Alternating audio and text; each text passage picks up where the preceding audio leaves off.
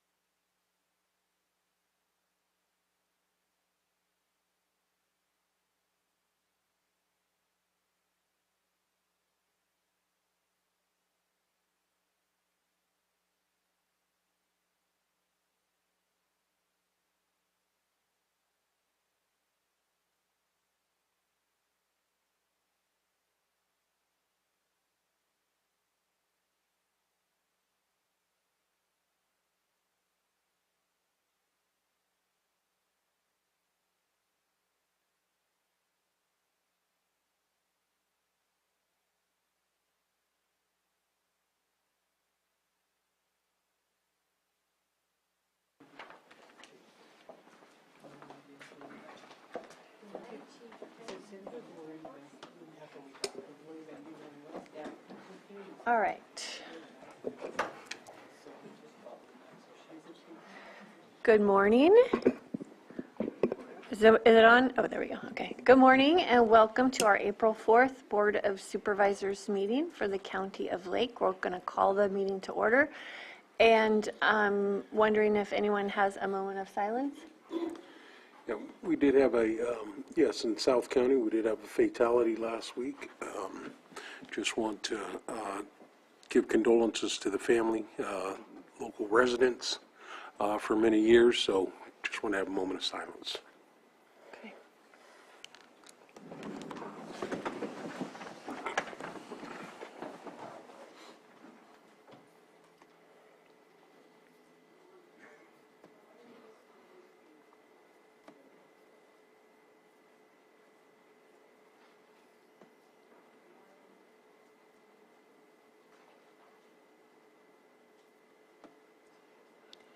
Captain Taylor, do you want to lead us in the pledge?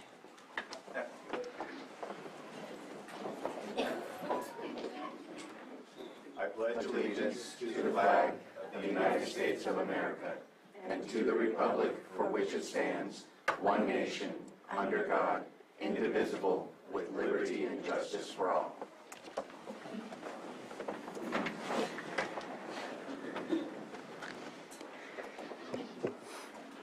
Do we have any extra items this morning? I have none. And then approval of consent agenda. We are pulling 5.4. Are there any other items to be pulled? That was 5.1. I mean, 5.14, that's what I meant, sorry. Anything else? No other items. Anything from the public? Which one? 5.14. 1.4? Okay, then I will bring it back to the board. Madam Chair, I'd like to make a motion to approve consent agenda items 5.1, 5.2, here, instead of reading them out, sorry, 5.1 through 5.13. Second. All in favor? Aye. Aye. Opposed? Okay.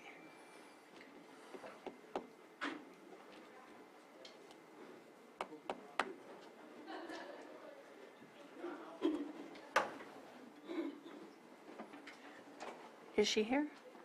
Yes, she is. Yeah. Should we do 5.14 now, since we've got the time? Okay.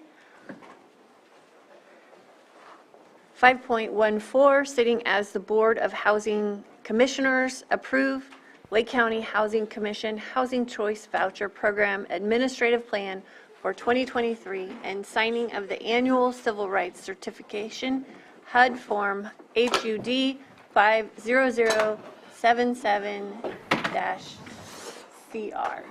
Thanks for joining us. And this is by Social Services. Who's presenting? Yeah? Okay. I'm sorry, there was some confusion as to whether that was pulled or not, so we were having a side discussion.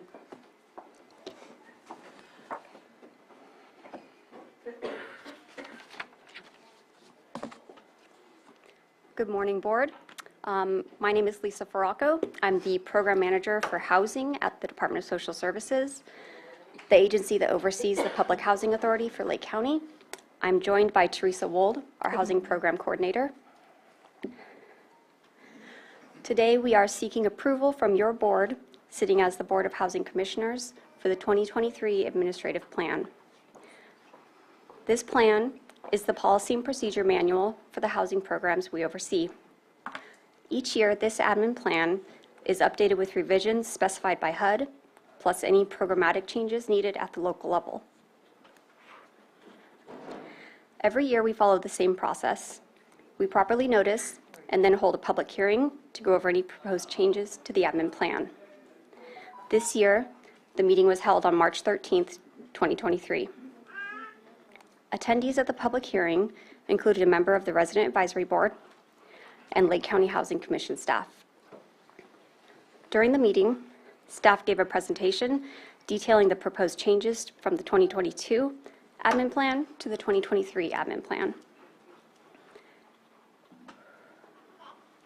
Prior to that public meeting, we had a 45-day public comment period.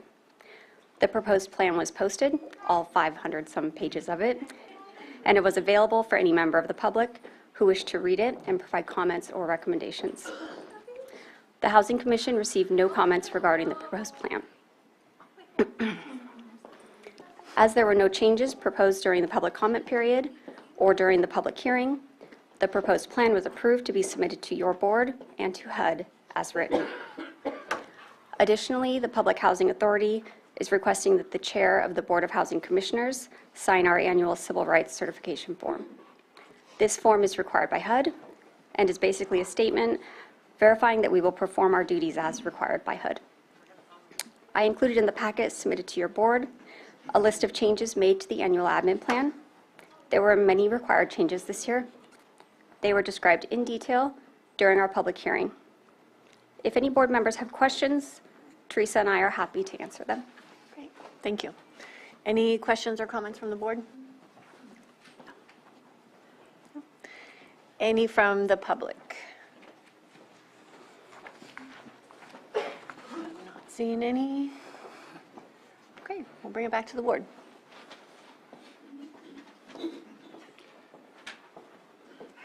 Madam Chair, as the Board of Housing Commissioners, move to approve the Lake County Housing Commission Housing Choice Voucher Program Administrative Plan for 2023 and signing of the annual Civil Rights Certification HUD form as detailed on our agenda. Second. All in favor? Aye. Opposed? Okay, thank you so much. Thank you. Thank you. Thank you for joining us. That's it. I was going to let her second it. Oh. She was waiting on us. Yeah.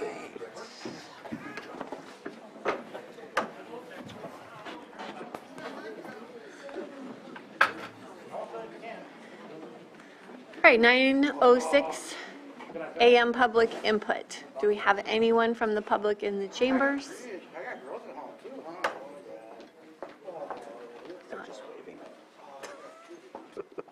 Not seeing any in the Zoom room, okay. Then we will move on to our 9:07 item pet of the week.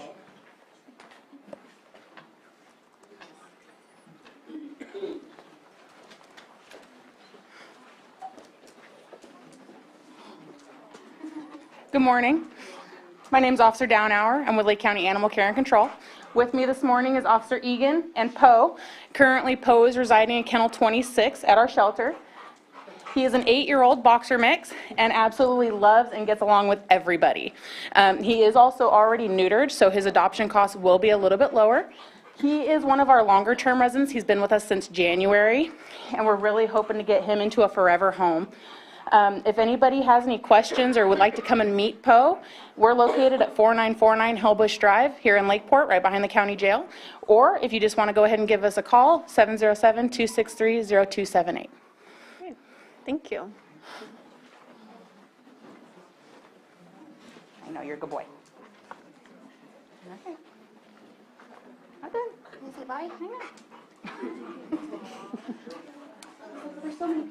Thanks for coming in. It was good to see you. Thank you. Okay, our 6.3 item, 9:08 a.m. is our National Poetry Month Poem of the Week from the library.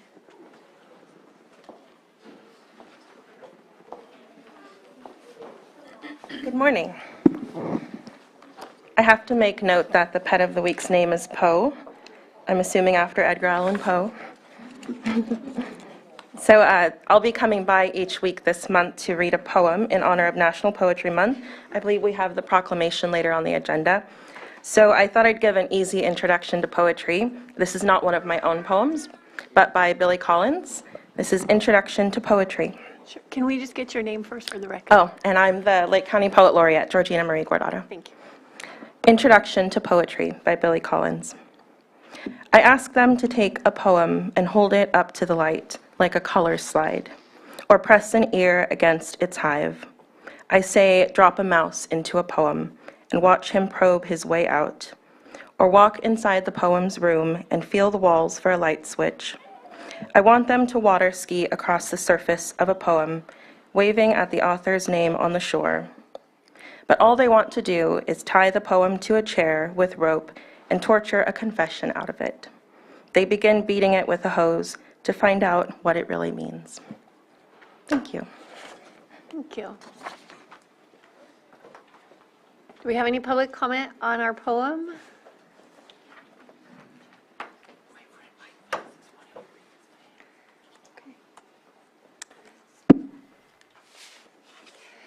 6.4, 9:09 a.m. Presentation of proclamation designated April 2023 as National Poetry Month in Lake County as proposed by Lake County Poet Laureate for 2020 to 2024, Georgina Marie Guardado. That's you, yeah.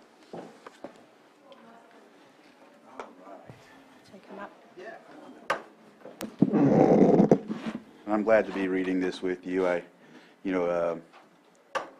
About a month or two ago when we did the box, you reminded me that we worked together like 2005, so pretty cool, So we're going to do a proclamation here designating April 2023 as National Poetry Month in Lake County as proposed by Lake County Poet Laureate for 2020 through 2024, Georgina Marie Guardado. Whereas National Poetry Month was launched by the Academy of American Poets in April 1996 to celebrate the integral role of poets in our culture and the poetry matters. And whereas National Poetry Month has become the largest literary celebration in the world with tens of millions of readers, students, K through 12, teachers, librarians, booksellers, literary event curators, publishers, families, and of course poets, marking poetry's important place in our lives, and whereas County of Lake recognizes the contributions of poetry and literary arts for enriching the literary and cultural attributes of society. And whereas the County of Lake acknowledges the relationship between poetry and political freedom and the exercise of free speech in forms of recognizable by people of all over the world. And whereas the County of Lake recognizes that poetry represents one of the most enduring forms of expression and contributes to the historical continuity of civilization. Now therefore, be it wholeheartedly proclaimed that the Board of Supervisors of County of Lake does hereby appoint April 2023 as National Poetry Month for Lake County, passed and adopted this 4th day of April 2023. Signed, Chair of the Board, Jessica Paiska.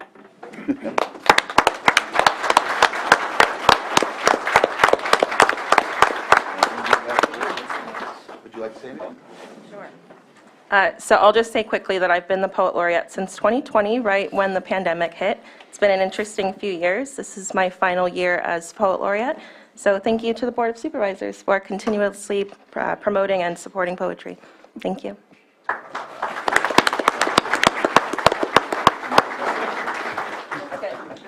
You don't get off that easy. Oh, nice. Okay. Just do one more. Okay, terrific. Thank you. Do we have any public comment on this item? Okay, thanks.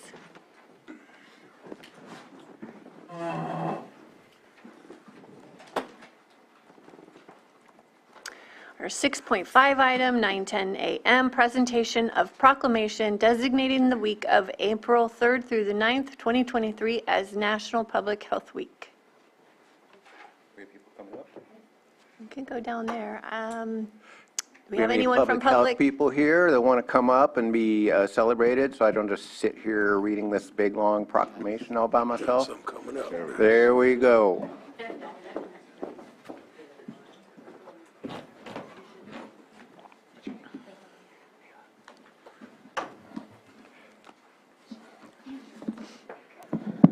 I have before me the world's longest proclamation, so please bear with me. There's a lot going on in public health, right? So whereas this is a proclamation designating the week of April 3rd through 9, 2023 as Public Health Week. Whereas the week of April 3rd through 9, 2023 is National Public Health Week, and whereas the theme for National Public Health Week in 2023 is centering and celebrating cultures in health, and whereas the goal in National Public Health Week in 2023 is to recognize the contributions of public health in improving the health of the people of the United States and achieving health equity, and whereas the Administration Division is improving the health of Lake County by enabling each health services program to function in their purpose of promoting and protecting the health of local residents. Administration ensures accuracy and efficacy with spending county, state, and federal monies and reconciling grant and program documentation in order to allow health services staff to meet community members where they are and provide them with the means to achieve or maintain a state of well-being. And whereas the Environmental Health Division is improving the health of the people of Lake County through education and encouraging compliance with public health laws. Environmental health keeps community members safe by ensuring safety standards are met in retail food establishments, recreational pools, tattoo facilities, etc. for consumer protection, proper handling, storage, and disposal of hazardous materials, landfills and solid waste, land use through septic system design to prevent sewage and wastewater exposure, and construction of wells to prevent contamination. And whereas the First 5 Division builds early childhood systems and supports needed to ensure Lake County's youngest children are safe, healthy, and ready to succeed in school and life. First 5 Lake works collaboratively with local, state, and federal agencies to provide resources, advocacy, and support to many local families. Hundreds of local families, as I just learned, through initiatives such as Smart Start, Eligibility Wizard, the Perinatal Mental Health Toolkit, the Lake Family Magazine, and Kindergarten Entry Developmental Profile. Families are provided information to ensure their children's well-being. I should make you hold this. And to access, no, it's fine. And to access locally available resources and services. First 5 Lakes' vision is that one day the success of Lake County will be measured by the well-being of its youngest children. And whereas the Public Health Division is improving local health outcomes by providing information, resources, access, and services to Lake County community members. Public health programs educate and empower people to prevent disease in areas such as oral health, tobacco use, childhood lead exposure, and nutrition, and reduce our community's vulnerability to hazards and harmful impacts of natural disasters.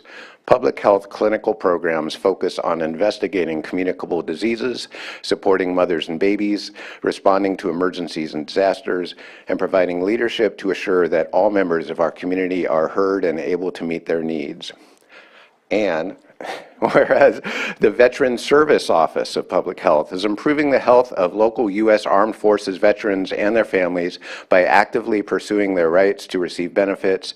Veterans Services works collaboratively with nationally chartered veterans organizations, the Department of Veterans Affairs, and others to assure local veterans and their dependents receive the entitlements they have earned for their military service.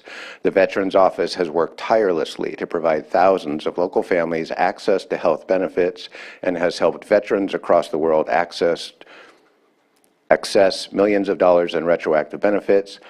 And whereas the County of Lake Health Services Department has commenced diversity, equity, and inclusivity initiatives to actively promote policies, systems, and services that enable good health and seek to remove obstacles and systemic and structural barriers such as poverty, racism, gender discrimination, and other forms of oppression that have resulted in health inequities. And whereas the 11 rural health departments of Northern California have collectively highlighted health disparities for the following groups: tribal populations, Latinx populations, populations living in poverty, aging, those who are geographically isolated, and those who are experiencing substance use or mental health issues. And whereas National Public Health Week also recognizes the partnership and service of local public and private agencies, foundations, community partners, academia, and health-related enterprises that are working in collaboration to promote healthy behaviors and bolster the Health Services Department's efforts in improving the health outcomes of Lake County residents. Page 3. We're almost there, people. Now therefore, be it proclaimed that the Lake County Board of Supervisors does hereby designate April 3rd through 9, 2023 as Public Health Week and urges Lake County citizens, everybody here, to join in this important observance. Passed and adopted this 4th day of April 2023. Signed, Jessica Paiska, Chair, Board of Supervisors. Let's all get healthy, people.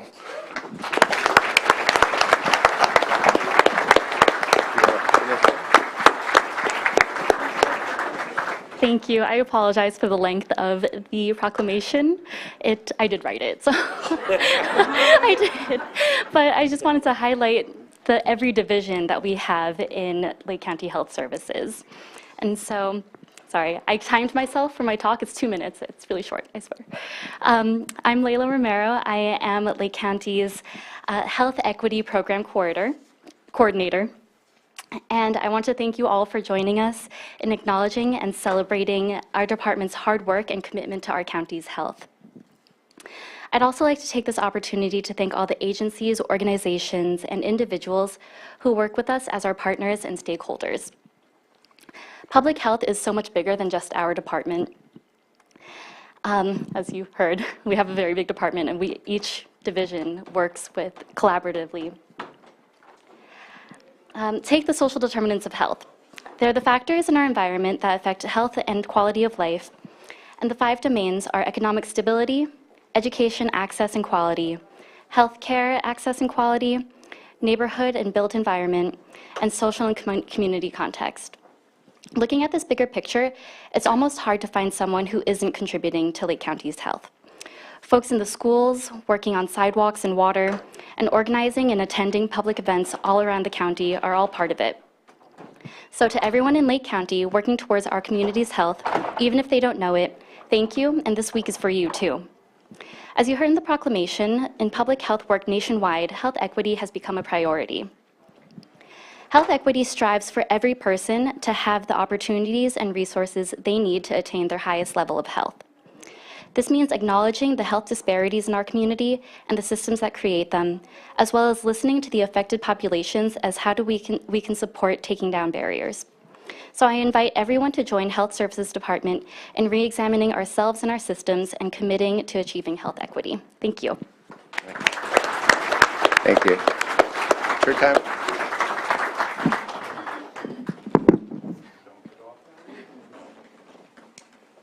No, we should make you hold all 3 pages. No, do it. Pull the 3rd page out. Pull the 3rd page out. Gotcha. So just point out, all department heads, this does not fit in a frame. So. That's a great photo. Thank you. Thank you. Thank you. Do we have any public comment on this item?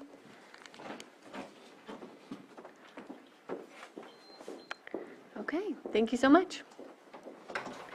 6.6, our 9:15 a.m. item, presentation of employee service awards, and we have got human resources.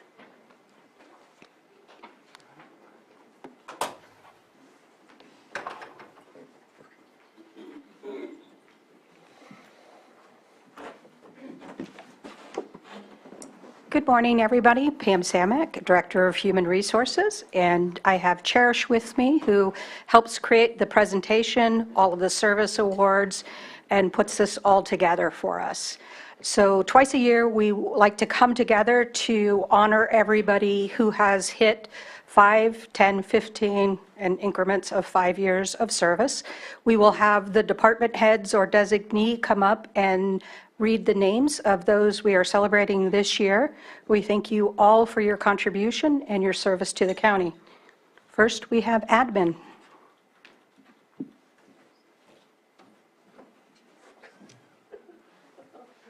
There you go.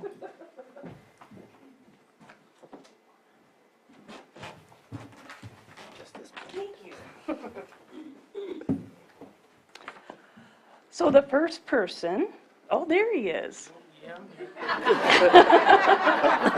Well, come on up. Come on up. This is your team.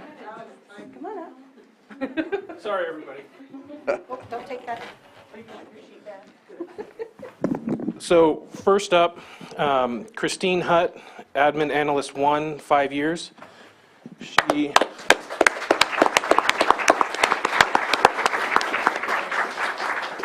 She's been a great addition to our department. Very much appreciate all she does for our department. Thank you. I'm new to this, sorry guys. Next up is Leon Ripplinger. He's been with our department for 15 years. He's our mail clerk.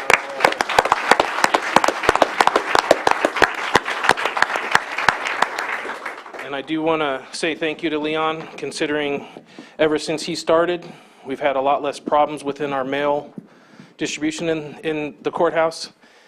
Before him, it was quite a revolving door. So appreciate that, definitely. Next up is Assessor Recorder.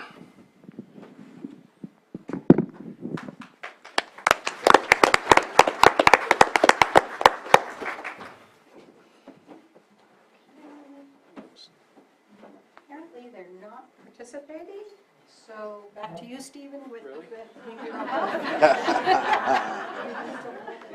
Oh, yes, sure. Lucinda Brozanski, 15 years. Thank you for your service.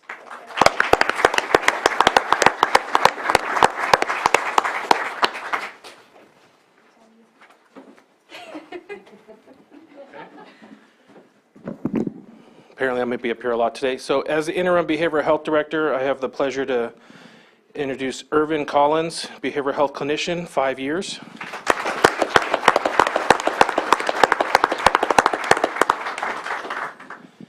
Next up is Rebecca Furia, behavioral health clinical specialist, 5 years.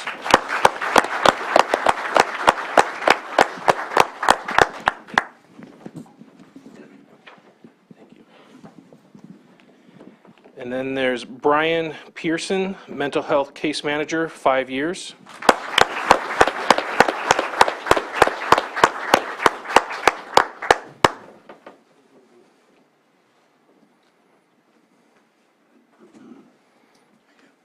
Appreciate it.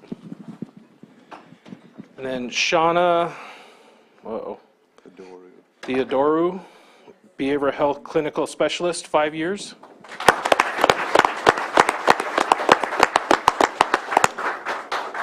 Did I sort of get that right? Yeah, you did better than some. Thank you. And then for 20 years, we have Scott Abbott, behavioral health program manager.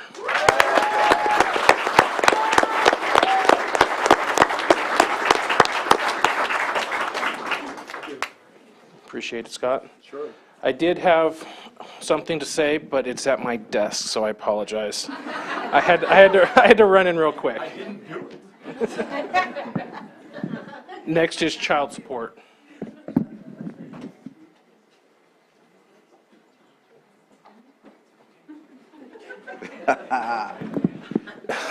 child support. Sherry, Cardono, child support assistant 2, 10 years.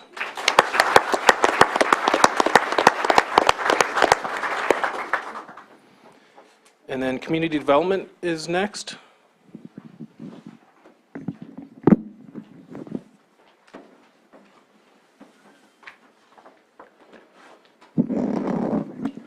Bill Collins, Chief Building Official. Jack Smalley, 5 years, Plan Examiner 2. Longest tenured building guy.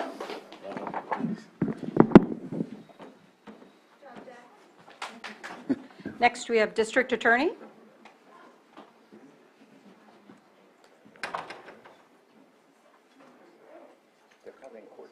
Okay. We have Bruce Smith, 5 years.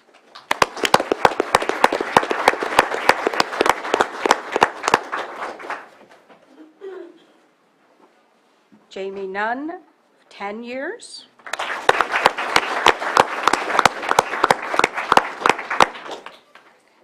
And then we have Denise Hinchcliffe, 25 years.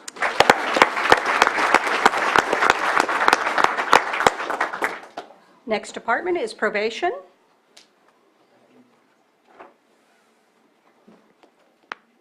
Okay. We have Zachary Fields, 5 years.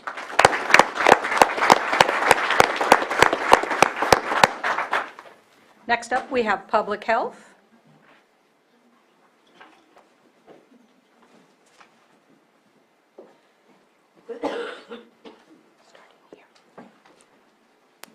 Good morning. Today, Public Health is celebrating Liberty Francis, Health Programs Coordinator with 5 years.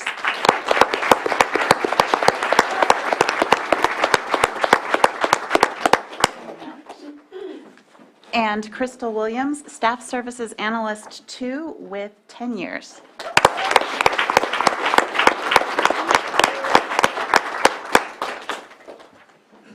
Public services.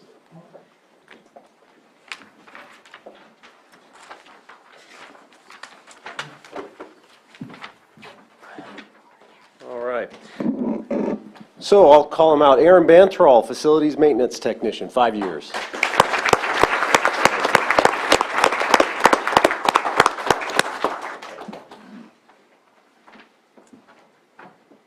Charles Claybon, Landfill Heavy Equipment Operator, 5 years.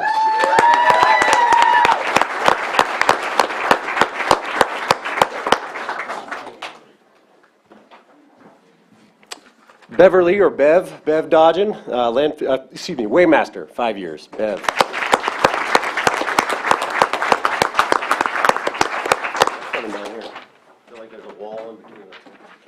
Thank you. Okay, thanks.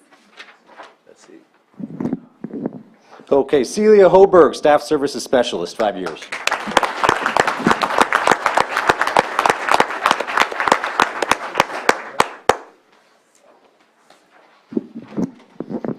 Will Kenner, excuse me, Will is not available. Evan Jose, Landfill Heavy Equipment Operator, 5 years.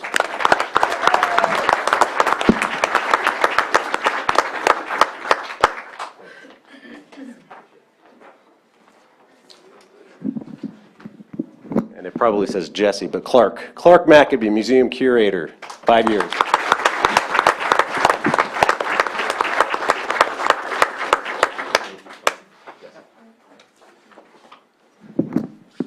All right, Charles or Chuck McLaren, Waymaster, 5 years.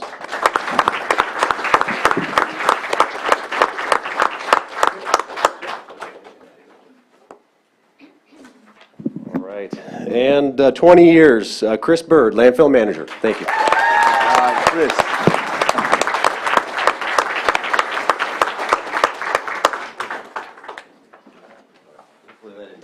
Where's the Beastie Boys at, Chris? Next, we have Public Works.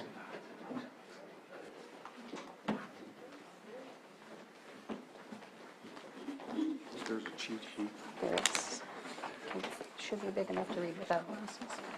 I appreciate that. Do I need to hold it back here? No, I'm good. Said, I hope there's a cheat sheet. All right, first up, 5 years, Eddie Peregrina.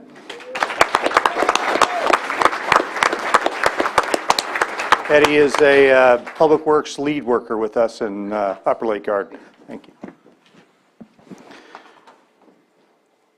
Next 10 years, and I didn't see him, Brent Bennett, also a Public Works lead worker out of the Kelsville area. Oh, there he is. Good. Thank you. And is this right? Good heavens.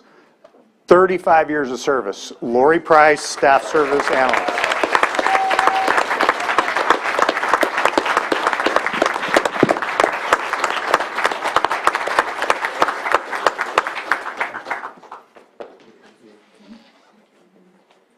Thank you. Next up, we have the Sheriff's Department.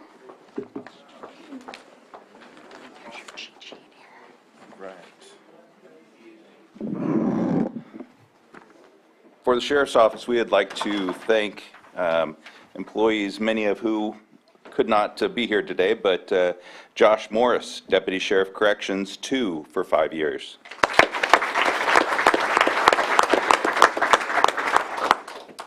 Laura Naj, a law enforcement records technician, senior, 5 years.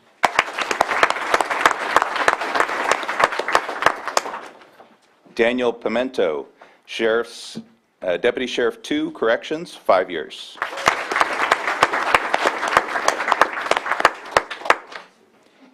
David Pike, Deputy Sheriff 2, 5 years.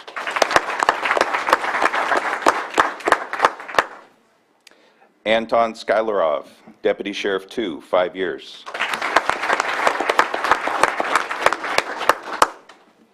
Travis Brooks, Sergeant Corrections, 10 years.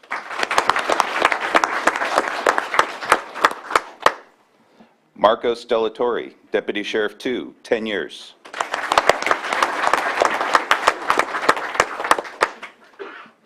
Matthew McCabe, Deputy Sheriff 2, 10 years.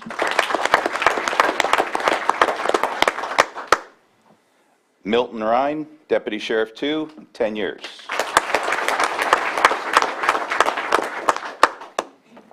Eric Schneider, Correctional Aide, 15 years.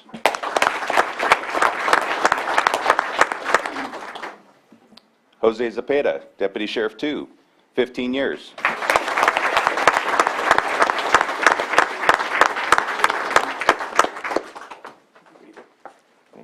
Thank you. And Hank Comstock, Deputy Sheriff 2, Corrections, 25 years.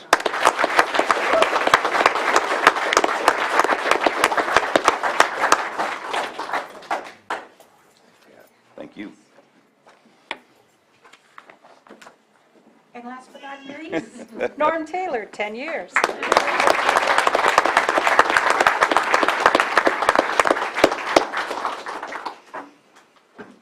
Next, we have Social Services.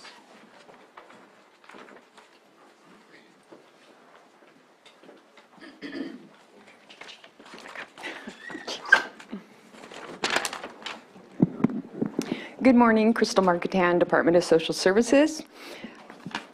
We will start with Ryan Alani, Eligibility Specialist, 3, 5 years. Ryan here.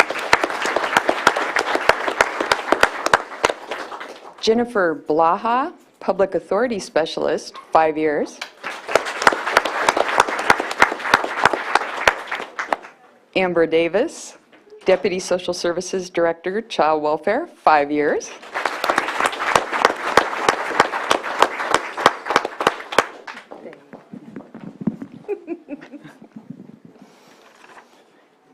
And let's see, Amber. Marissa Hammock, Eligibility Specialist Supervisor, 5 years.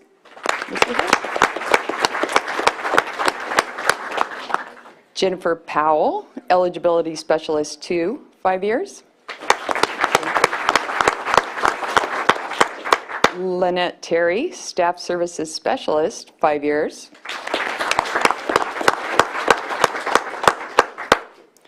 Ralph Cochran, Accountant 2, 10 years. Tara Gandolfo, Office Services Supervisor, 10 years. Jessica Holloway, Staff Services Analyst 1, 10 years. Sonia Luan, Long-Term Care Ombudsman, 10 years. Kelly Page, Deputy Social Services Director, Administration, 10 years.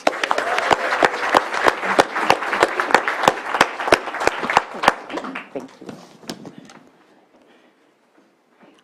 Ana Robles, Office Assistant 3, 10 years.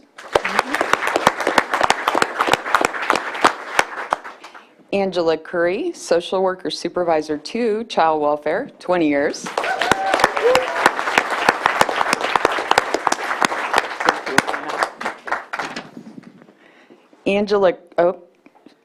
Back up. Rachel Dillman Parsons, Program Manager, 20 years.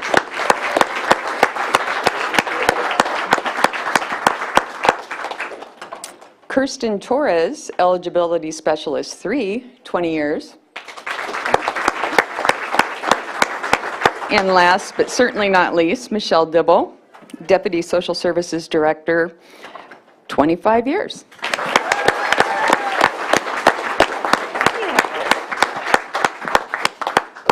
Thank you.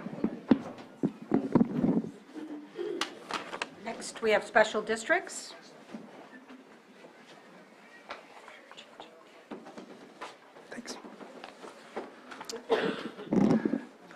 First, we have Yolanda Garibay, our grant manager. She's not able to make it today, but 5 years. And then Cassandra Benitez, Accountant 1, 10 years.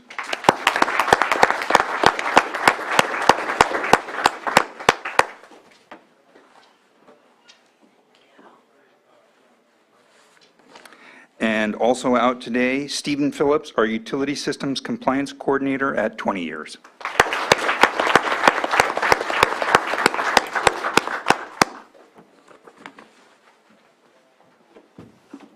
Next, we have U.S. Cooperative Extension. We have Shauna Labash, 15 years.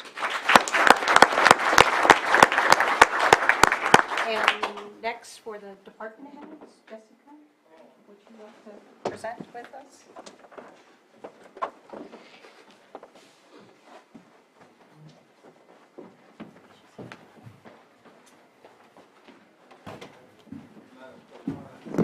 Catherine Vanderwall, 15 years.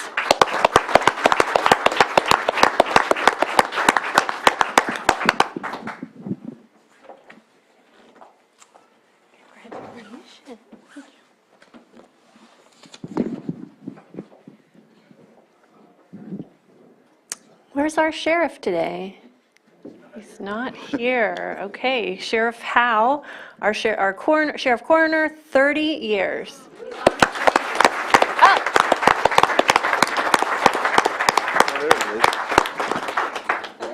Okay.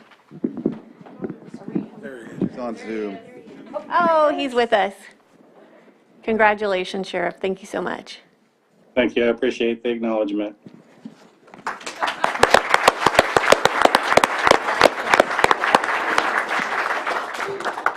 So I think we need one more standing ovation for all of these years of service for so many of our valued staff. Thank you so much.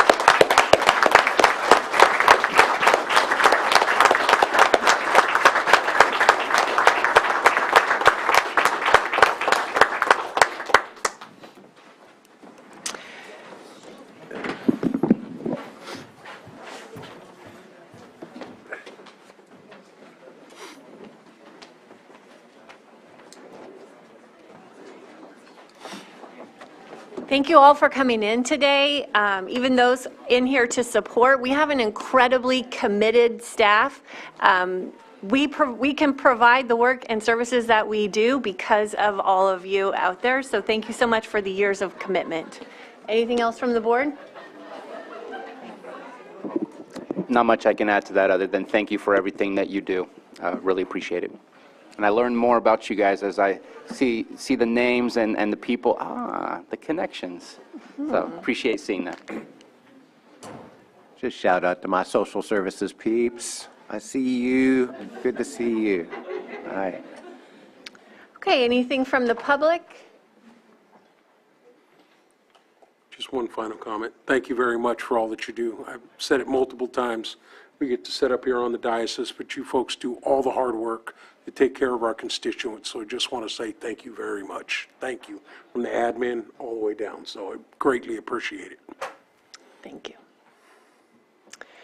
Okay, then we will move on to our 6.7 item, 9:19 a.m., presentation of proclamation designating the month of April 2023 as Child Abuse Prevention Month. If anyone's going to come on up, many people as possible. And I thought I saw there was a little one in the room earlier. I didn't. You want us up there, down here? Yeah, come on up. Squeeze in here. Kind of there in front of the door. That's a cruise. Oh, boy. I don't know if we're going to say it. Right along there, yeah. That'd be good. Because we need to get, oh, it's right in front of the door right there. Stay close. Well, then you better Awesome. Yeah, no, open the doors. Good,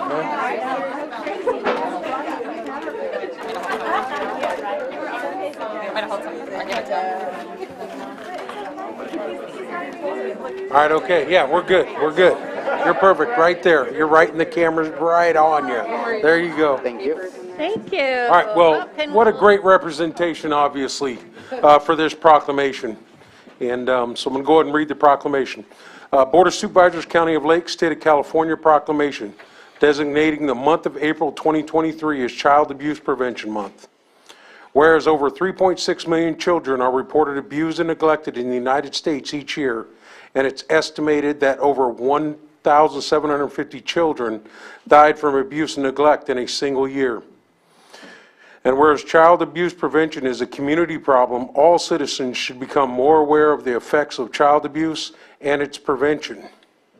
And finding solutions depends on the involvement of people throughout the community, and communities must make every effort to promote programs and activities that create strong, thriving children and families. And whereas effective child abuse prevention programs succeed because of partnerships created among social service agencies, schools, religious and civic organizations, law enforcement agencies, the business community, and supporting parents in raising their children in a safe and nurturing environment. And whereas current local initiatives to prevent child abuse include building resilience, a countywide collaboration, adverse childhood experiences, nurturing families programs, differential response, RCS wraparound services, Motherwise, and protective factors. And whereas events being held for the month of April this year are the Pinwheel Challenge, can you hold the pinwheels up? And child abuse information is being shared on media for the month. April 12th is Wear Blue for the Children Day. April 15th in Lakeport at Library Park, and April 29th at Austin Park and Clear Lake will be the Children's Festival. Placements are being placed at local businesses around the lake that support the month of April as Child Abuse Prevention Month.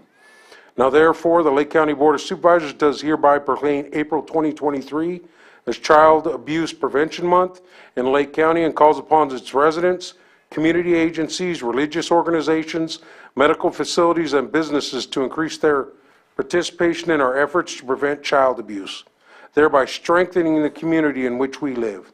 Passed and adopted this 4th day of April 2023, and signed by the Chair of the Board, Jessica Pieska.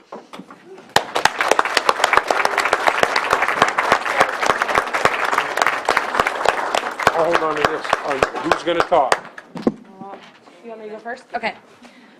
Hi, I'm Jamie White. Thank you for presenting us with this today. I apologize it was not longer. I will work on that next year for you. I'm very happy No, that it was nice and short. I have a quota now. I'm on it. So as you can see, everyone is here today, but not everyone. It takes this entire community. So I have this little blurb I'm going to share with you guys. So the future prosperity of the community, state, nation depends on our ability to foster the health and well-being of the next generation.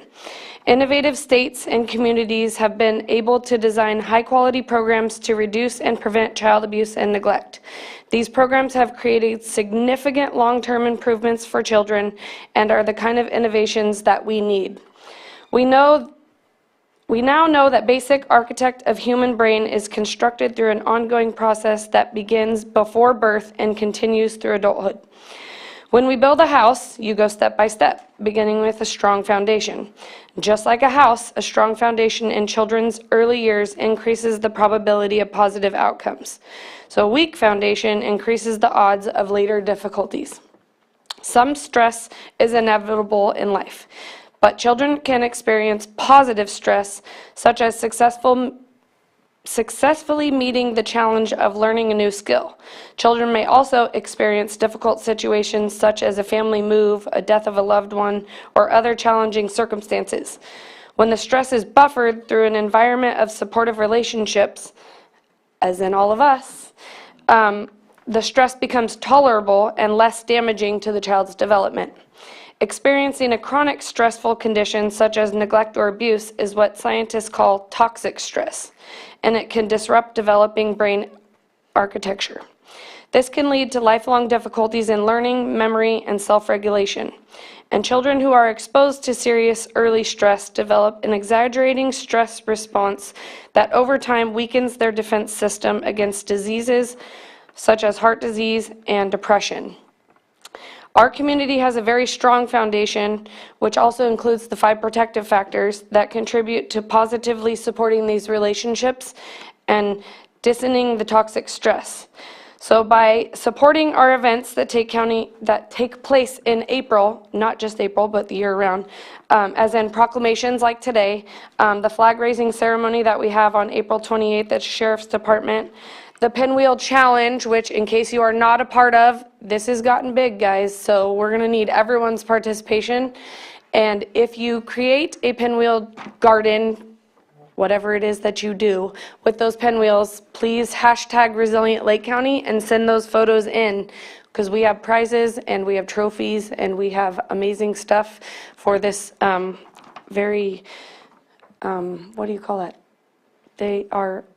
Everyone wants to participate in this, so if you don't see pinwheels in someone's, maybe we should start that toilet. You know, like if you put a toilet on somebody's yard, you have to put a pinwheel on their yard, so we'll have pinwheels everywhere. Anna has now started on April 12th to encourage everyone to wear blue, so we want to see blue on April 12th. Of course, attend our advocacy walks, and let's fight to end the cycle, and it takes all of you guys. So thank you. I'm going to let you step up and...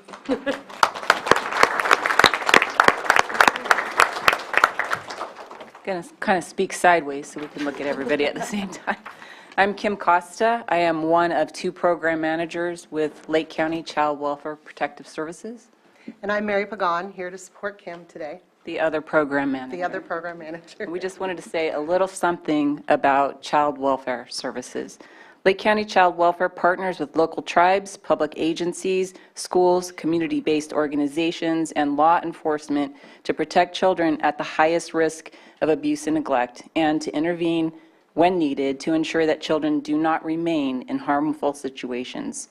Child welfare social workers engage families in effecting positive change and seek to preserve the integrity of family systems and tribal connections while ensuring safety from abuse and neglect. Lake County Child Welfare appreciates and acknowledges the efforts of all community partners in keeping our children safe and preventing child abuse. Additionally, we thank this board for recognizing the importance of these prevention efforts for our county's children and families. Thank you.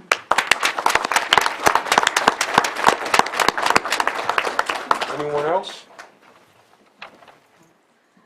Laura Sullivan with Redwood Community Services, and I just want to thank everybody for showing up today and being part of preventing child abuse and neglect.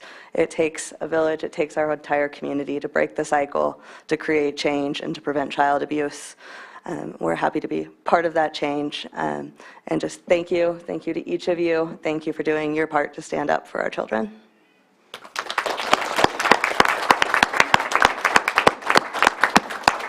Okay, with that, we're going to get a picture, but I do have one final comment, key word, breaking that cycle. We all need to do that for the next 7 generations, support our children, our families, so we can make it better for the next generation. So thank you for all your hard work, everyone.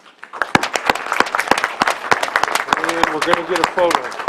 I think we fill in this way a little bit. Sam, you want them to fill in this way a little? Or how do you want to do it? Hold it. Everybody hurry.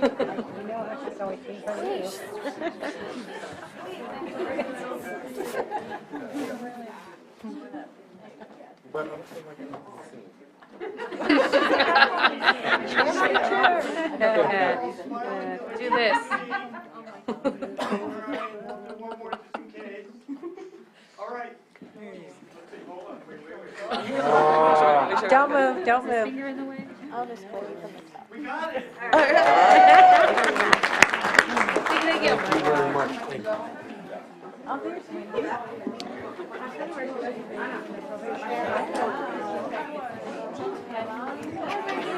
Good job. Okay, I just need email addresses.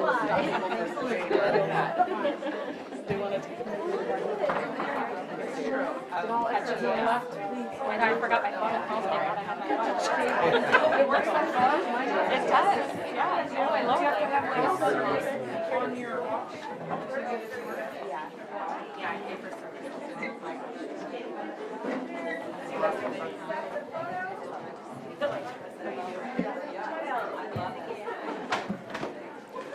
Okay, we will move on to our 6.8 item.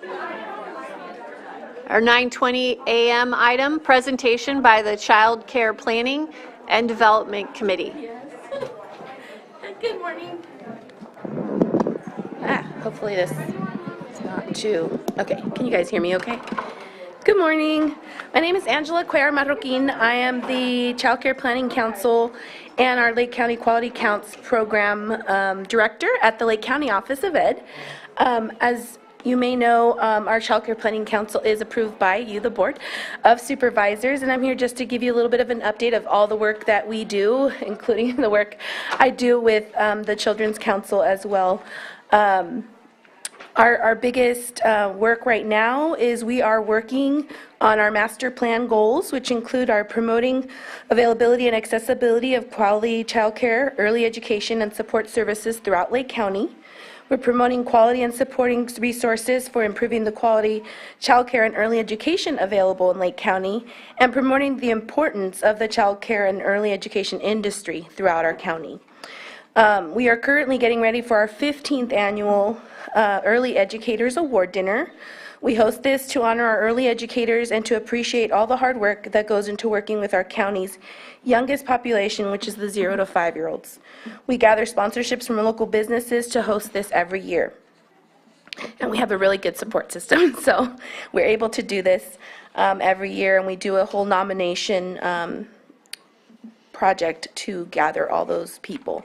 We just listed our 66 nominees this year on our Lake County Child Care Planning Council page, as well as our LCOE page.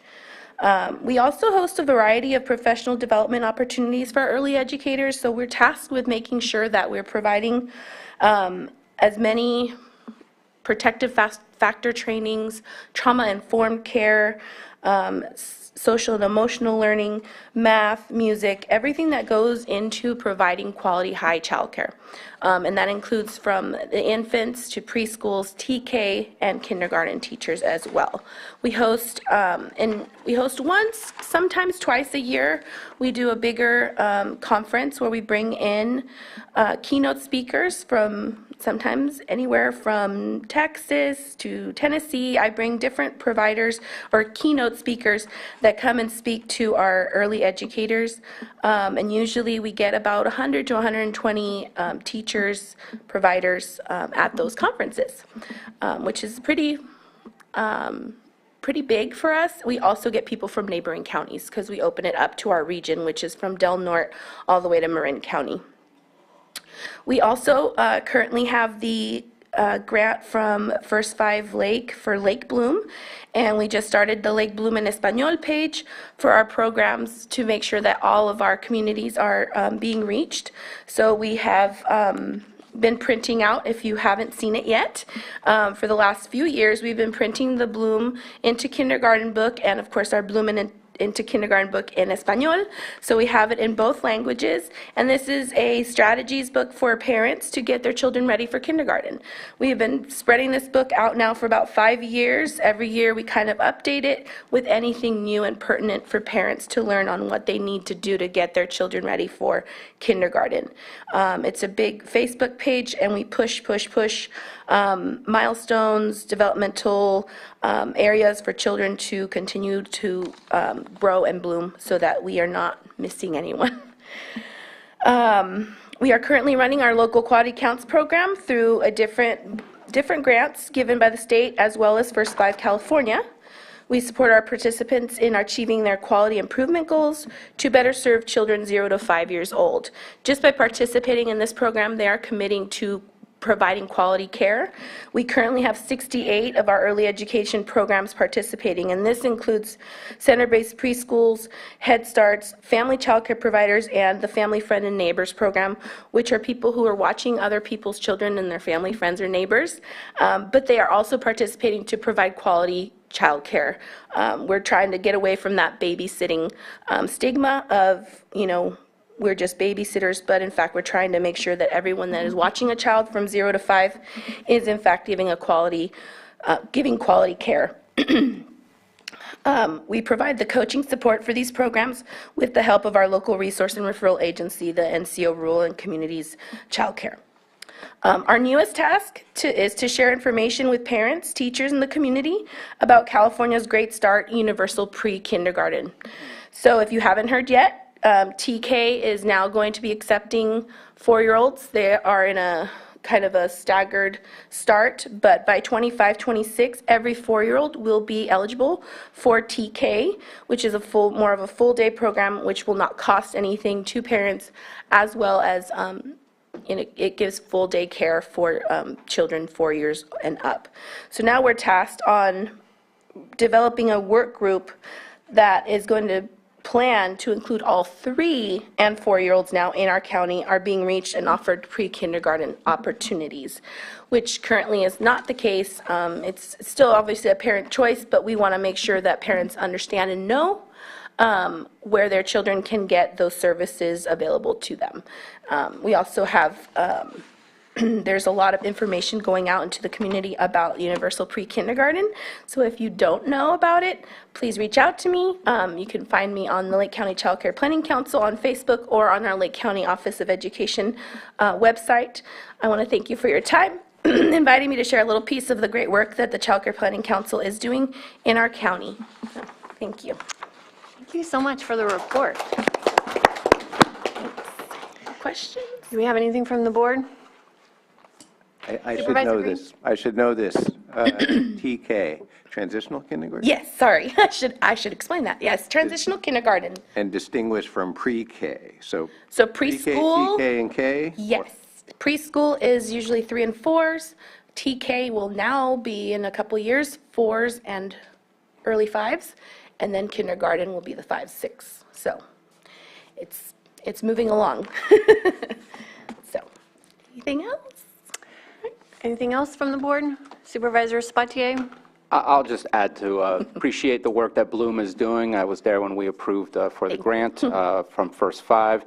I know that my hope is that we can continue to do better in the warm handoff so that our kids are more prepared for school, so that our schools can see their report cards doing a whole lot better, not because of their efforts necessarily, but because things are moving in the direction of helping one another as we reach those next steps. Our schools are trying to help for whatever kids need to do afterwards, which is college, technical schools, or working. We need to prepare our kids, but we need to prepare the 0 to 5 as best as possible for school, and this program absolutely does that, so I appreciate it. Thank you, appreciate that. I'm just trying to work with families as well to try to promote that a little more. As a young mom myself, when I started, I was raising a child as a child, so these resources, I think, have become very, very much more helpful in our community to support that, and parent support is, I think, what's needed in education. So I appreciate all the support.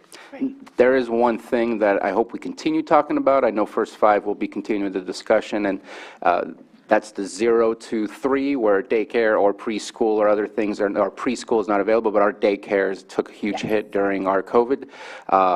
They did, and they're coming back, so we need to make sure signed that on about we 7 continue. now Good. in the last week. In the last So week. we're going. Great, that's Yeah. great news. Yes. So are we back to pre-COVID levels? I would have to check with Jamie at NCO, but we're definitely getting up there. Okay. So I think it was about 70-something, and I think we're probably at about 60 or so more now. So we're getting there. We're getting close. Yeah. That's excellent news, thank you. Do we have anything from the public? All right, and bring it back to the board. Any final comments? Yeah, I wanted Supervisor to Crandall? say thank you for this presentation. Previously, I used to serve as the education director, which was some of the work I had to do was oversight of a CCDF, Child Care Development Fund, I think it is? Yes, Yeah, fund. right. And so in doing that, I had to hire teachers, and it's 3 to 5 in the area. And I just see the kids now, so that was like 2013. So these kids are, they're almost, I think they might even be 18. So it's just, I could see the development in their lives because of some of this work that was done. So very important. Thank you. My first preschool class is graduating high school this year, so See? I'm like, wow, that makes me feel old, but at the same time, I'm very proud that, they got those earlier years first. And we are working with all of our, even, we have our Migrant Head Start program, all of our tribal programs are now on our Quality Counts program, and so we're able to support all of our communities, all of them, so especially our low-income families as well. So that's why I do the work I do, because we're serving everyone, right? So thank you. Fantastic, thank you so much. Thank you. And thank you, Anna. All right, we'll move on to 7.2, review and consideration of increasing the maximum monthly county contribution of insurance coverage for each employee enrolled in a county-sponsored group medical, dental, vision insurance plan effective July 1st, 2023. You can't leave now. No, I would assume Pam would be here too. She on her way? She's coming. Okay.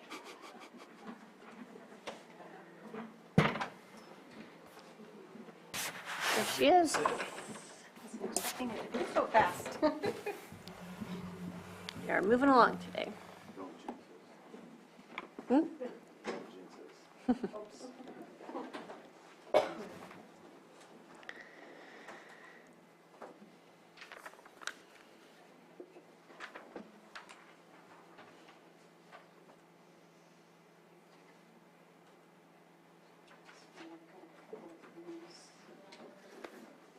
I think this is a follow-up discussion from our governance meeting in January. Sorry, I've got several things today, so. So on January 31st, 23, during the annual governance workshop, the board requested that we bring back options to increase the county contribution. Listed below are a couple of illustrated options for your consideration. $1,200, $1,300, and $1,500. Staff recommends increasing the monthly county contribution for insurance from $1,000 to $1,500 for each employee enrolled in sponsored medical, dental, and vision effective July 1st. In order to make this benefit available to all employees, staff is recommending that the board authorize the county administrative officer to execute resolutions for confidential units A and B to increase the monthly contribution, and execute side letters for units 3, 4, and 5, 6, 8, and 10. This does not change the 80/20 for Unit 17 and Unit 16. Do you have something? Well, it's probably going to be more Q&A because it's data related from me. Okay. Just a quick clarification. Sure. I got an email about this, and I believe I understand what the language that you just said is. Just for clarification, executing these things means initiating them and bringing them back to the board because the board makes the final decision. Correct. It's not executed entirely by admin. Correct. Yeah, that's what I thought. Just wanted to clarify that and make sure that that was said. Well, I appreciate you bringing this back. This is a big issue for staff that has to carry their families or any dependents. It's not just an attraction issue. As we found out, we've lost candidates, very highly qualified candidates, but also it's a retention issue. And if we have staff that come to us as a single and they start a family and start having children, then we have the potential of losing them. And so this is incredibly important for both our attraction and retention.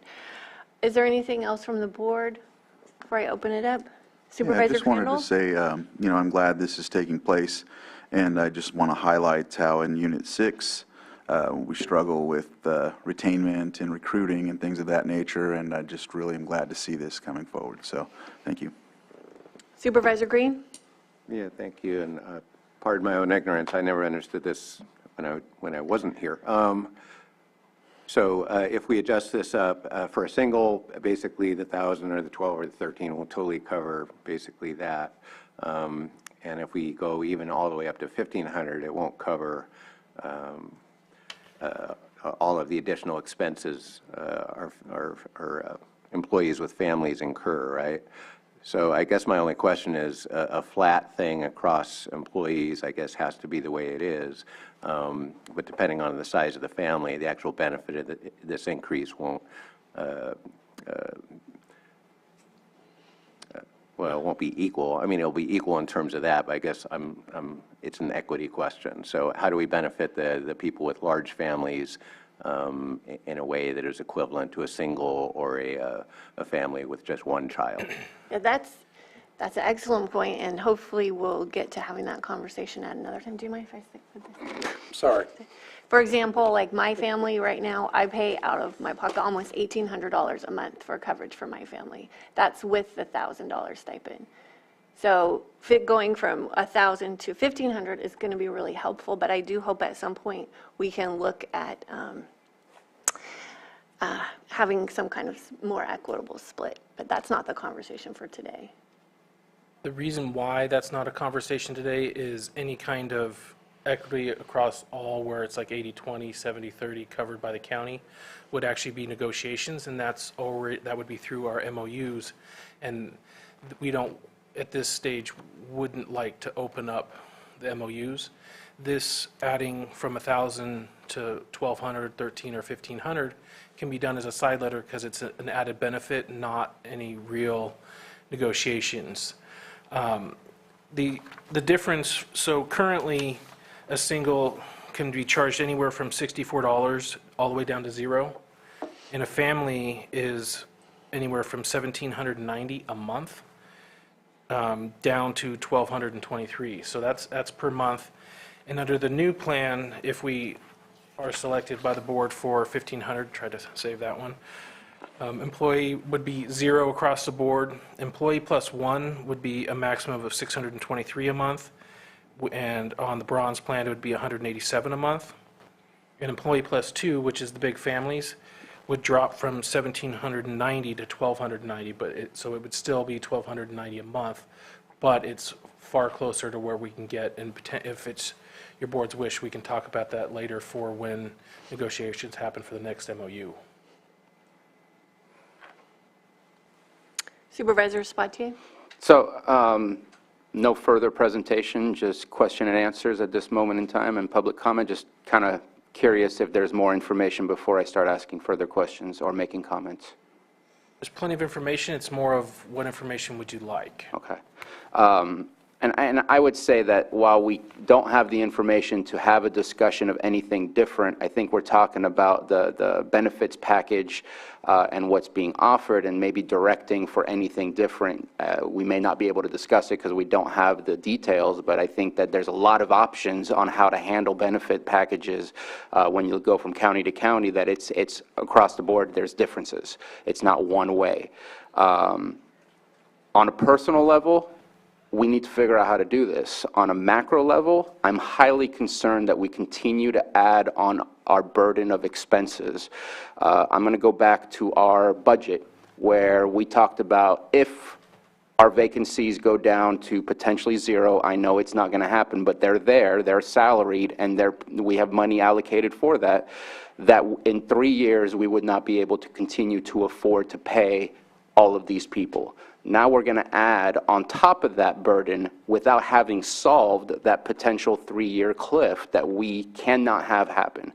So I know that there's a conversation in the future about doing what we had planned to do in our fiscal crisis management, which is possibly reducing our position allocations of those positions that are vacant and historically been vacant. At least that's the way that I would look at it. But that was the intention of the fiscal crisis management plan, was to increase and give raises and decrease the number of positions that were available. That way we could take away from the other salaries and implement it in the raises. We didn't do that, hence the 3-year cliff that we have that you talked to us about during, and that's a potential issue. This adds a burden on it. In my personal opinion, I can't say yes to moving forward on this without having that other conversation, because it keeps putting us in greater potential jeopardy without knowing that we've solved the initial problem that you discussed to us when we did our budget. Personal level, we got to figure out how to do this. This is absolutely not a highlight of the benefit package when you're trying to move your family here to get a job here. As you grow and you start a new family and you work here, definitely not a highlight to stay here. So I'm definitely interested in the information you provided, but I am not interested today in saying, yes, we're going to do this, because I feel I need that budget and larger conversation. We keep adding new positions about every single budget rather than taking away, and now we're adding more burden on top of that. And there's also a balance between what we're providing to the public versus what we're providing to ourselves. And I know we need us in order to provide services to be rendered, but we've also given about $16 million in the past 2 years directly to our staff in order to have retention, in order to help with recruitment. And we're still at 20% today. Now, this could be one of the reasons that we're still at 20%. I'm not going to deny that. But I think that that larger context of budget and this is needed in order to say yes or no, or else I'm nervous that we're just potentially digging a hole rather than solving a problem. So that would take a lot to unpack as an answer. But what I would say is, yes, I did say in budget last year, well, technically this fiscal year, there would be a potential 3-year cliff for general fund if we were completely full. And like Supervisor Spatier said, we're never going to be full no matter what agency we are, but that would lead to at least 5 or 10% vacancy only. And that if we didn't make any changes during the year, or if our revenues didn't come in better than expected. So the only reason why I would bring something like this forward is this year has actually proven that property tax and sales tax, which is not the only revenue sources, but the main ones for general fund, are coming in better than prior, which is why we could make the change for your board salary. I'm not going to say it's going to be all rosy in 3 years, but for the June conversation when we go over the budgets, that definitely should be a topic where we, as admin, specifically go over the 3-year projection if something changes, like, we make changes, or if we don't make any changes on whether or not that cliff still exists, because a lot more funding sources have been coming in since that conversation, like the LATCF and other things, which is why it is not currently a financial issue. but that doesn't mean down the road in 3 to 5 to 10 years, if those extra funding sources don't come in, it could potentially be a problem. And that's the kind of analysis that needs to be presented during our June budgets. And I don't disagree. However, we are looking at high vacancies. We're having retirements. We're having really a difficult time filling key positions. I know CAO Parker lost candidates because of this package, and if we don't act, that's going to prolong this pain of not getting those seats filled. And maybe there's another option, because I actually do believe that employees should pay part of their benefits, and so maybe you don't shift this to everybody, but you shift the contribution to the Employee Plus One and family group. Because I don't think it's a hardship for employees to pay $100 a month for their benefits, and that's in the top tier plan. So we could look at other options, which we didn't do, in trying to increase some family coverage.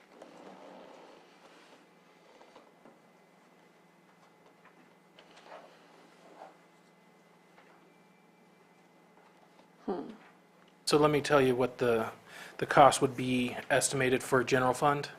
So if we move to 1,500 and all singles and everybody shifted over, it would be about $257,000 a year. And if, because of moving it from 1,000 to 1,500, if anywhere, so if 25% of the current registered singles switch to family, it would be an additional 236,000. So a little under 500,000 is probably where we would end up if we made family plans enticing enough for families to actually enroll, which is not gargantuan, but countywide it's over $1 million. So there's the amounts you're thinking about when you're making the decision on the extra costs for general fund, et cetera.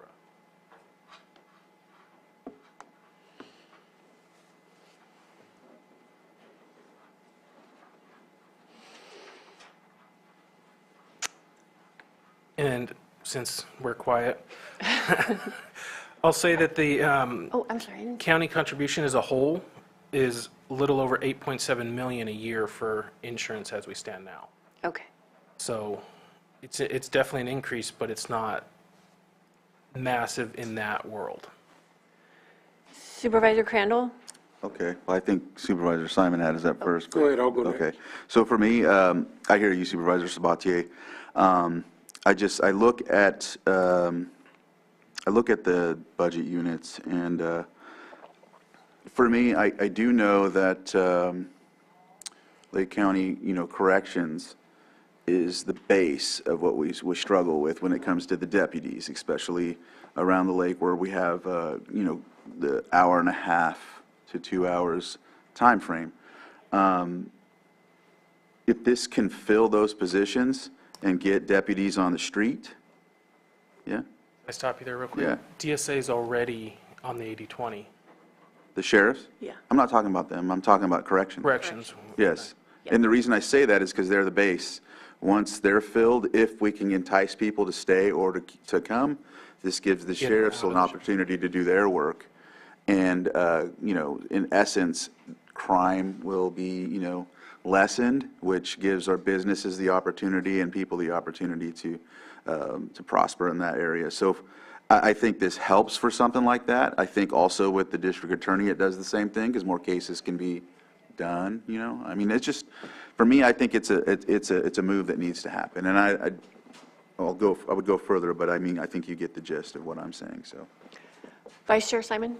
Yeah, definitely hear your concerns, Bruno, every time we have this conversation, and we do need that more information and more in-depth conversation when it comes to June when we're having our update and what we're looking at moving forward. But this is a continuing conversation. When we had talked about negotiating our last agreements with units, we knew that this conversation was coming.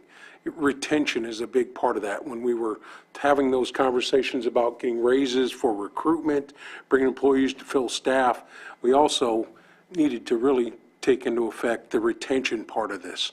Today, we gave out awards for 5 years, 10 years, 15 years, and that's what we're really looking to backfill to support those folks that have been here, supporting us and our constituents. And yeah, it's a challenge. There is no crystal ball as we look forward. We're going to really lean on the staff here to give us the information as we move forward to make these decisions. But you know, I think it's one of the tools we need to put into place so we can have some of those more in-depth conversations. So from my point of view, this is a continuing conversation we've had for the past 6 years since I've been on the board. I know we'll be continuing with many other board members as we move forward. But I think this is a step in the right direction as we're moving forward, so I'm prepared to support this today. And I did want to add one more comment, not specifically to your comment, Supervisor Simon. If it's approved ahead of the budget, like it would be in this scenario, it's not necessarily that much added to the budget. The department, if they get a net county cost of $1 million, this would be part of it, and they have to build it into their budget. So it doesn't necessarily auto raise the overall budget by that amount. It just changes an expense potentially from somewhere else to there, unless we have the extra funds to actually increase their general fund contribution. Supervisor Sabatier? A couple of things. One, I believe that after asking enough questions that in a side letter it does offer the opportunity for negotiations. Is that correct, that on the side letter that does exist? I don't think it does, because we're just increasing the contribution. It's not changing any significant work conditions, so I think it's just a courtesy note. If we're just changing the contribution. If we were restructuring it to be 80-20, that would increase the single people's cost, so that would be a change in working conditions and would take money away. This is giving money back to staff. So I really don't see it as a negotiation. And I wholeheartedly disagree from the perspective of a union. Is this what they want? Have they requested that this is what they want? So we don't even know what they want. I'm going to pause and see if County Council has a comment. Yes, so typically the meet and confer requirements under the MMBA, Myers-Millard-Brown Act, which deals with the negotiation terms, provisions between the county and the bargaining units pertain to wages, hours, and other terms and conditions of employment. I believe historically, when side letters come out, there is a signature field for the union or union representative to sign off on. And so the part of the purpose of the side letter would be to provide notice to the union such that if they want to pursue, say, a meet and confer, a further meet and confer, then that would be the starting point of that. And as always, our office is willing to work with HR to hash out the meet and confer requirements, the applicability of that, and the and anything further from that point. And I think that, I mean, we've done things, and what we've done seems more of a, this is what we're giving you, rather than an actual negotiations. And I'm not seeing the changes that we claim we should be seeing, and maybe we should change our strategy to ask what the people who work for us would like to see from us, rather than telling them, hey, here's what we're giving you. Because just because this is what we're given may not be what they're asking for or what they actually want from us. I've been on the other side, and if somebody's offering something, I might come back with a little bit of something different. And I just think it's a healthy relationship to have. And I'm not seeing us having, from my perspective, I'm not seeing us having those conversations. I know that Mr. Carter brought up the LACTF. I'm never going to remember the exact acronym. And no offense, that's one-time funds. I want to make sure that we have the continuous funding to be able to make that happen. And you also talked about that departments are going to make do with fitting it into their departments, but that's going to take away potentially from some of the services or the contracting or other things that we would be paying for to render the services to the community. And those are the things that I have to keep reminding myself of, that we spend a lot and we have to do a lot in order for the quality of life in our communities to enhance. And it's that balancing act of how do we keep our employees, how do we recruit good employees, and how do we make sure we're rendering those services. And that's why until I know with the budget that everything is clear and clean, this is a great idea, and in my opinion, just remains a good idea until further notice from me. But we do have the opportunity next year to start with our negotiations and to look at making some, hopefully some more significant changes that will work for everybody. But this is a way that we can give some temporary relief to staff that are really, really hurting because of these increases in healthcare this year. I mean, that's a lot of money that people weren't expecting to have to pay. Final question. What is the percentage that you expect healthcare to increase, just because that's what we're paying as well? Between 9 and 13% is what the projections are for next year, and probably more the following year, because the following year is our shore-up year, where utilization comes into play. And now that we have people going back to the doctors and able to seek services, I think we'll see a bigger increase a year down the road. Yeah. 'Cause So we have to more make- utilization than the pool. Yeah. Yeah. So, I mean, this is a quick fix, but next year is when Yes. I hope that we can really get into making some I do know what groups, I mean, we do have a group that has consistently asked for 80/20, and that is corrections. But that is, you know, it's going to impact the single families or single people more, because then they're picking up more coverage. And, you know, it was a broad discussion when we did the sheriffs of the whole group. And even though the single people knew they were picking up now $300 a month in some cases, they wanted to do that to cover the families in their unit. And so that definitely will take negotiations. I do know that is a group that asked for that.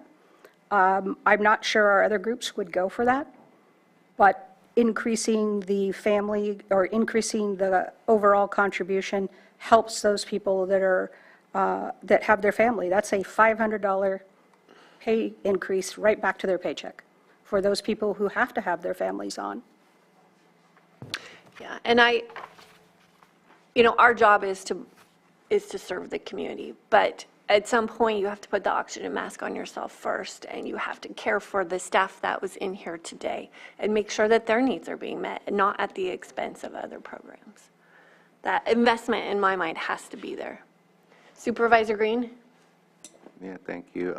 And just to clarify for the singles, it'll go up to $1,500, but if their cost is less than that, they're not going to get a bonus in their payment. It's just going to cover the actual cost of the premium and no more. So just to be clear for everyone tuning in, and I think you're right, depending on the unit, not everyone is going to be looking in the future when we negotiate these to be going out of pocket for singles to help out their families with children. It's been an interesting mixing of metaphors. I appreciate your comments, Supervisor Sabatier, and I know budgeting will be an ongoing dialogue. But we're in a hole, and it's hard to fall off a cliff when you're in a hole. And the hole right now I'm focused on is recruiting and retention and the nonstop. I mean, it's been nonstop when I was a line worker, and now that I'm here, just how much healthcare costs are hurting our employees with families. And I think it's prudent and necessary to address that now, even though there are longer-term questions about all of our various sources of funding. But I see a very solid plan here, and we don't even know exactly how many people are going to dive back into family coverage with this additional, basically stipend. But we have to start somewhere. And this is, I think, a very reasonable plan. Okay, I'll open it up for the public. I'm not seeing anybody in the chambers. We do have someone in Zoom, Patrick Sullivan.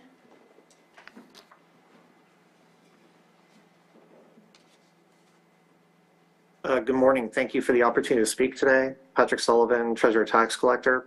I just wanted to share some of my experience with the family plan here.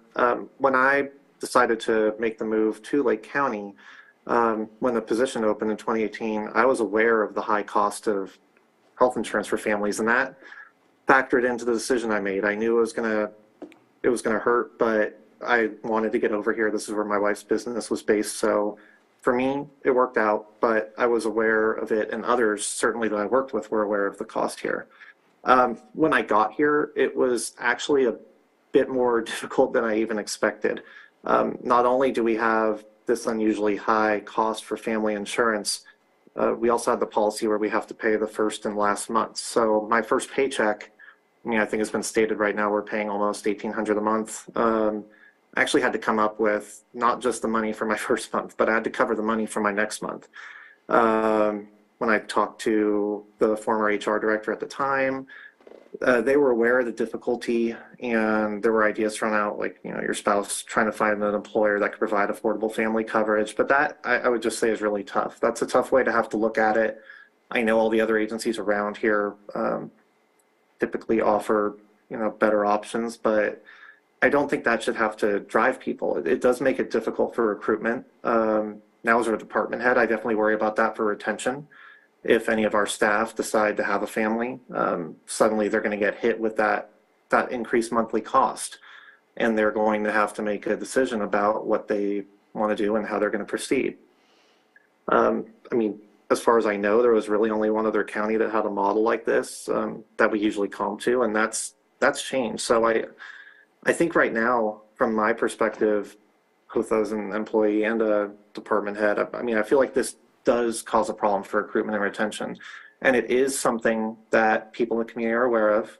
And I just think often we don't hear that that's why people didn't apply. I certainly know people that's why they don't have a position with the county, because the health insurance is an issue. And so it's not worth it for them to consider it.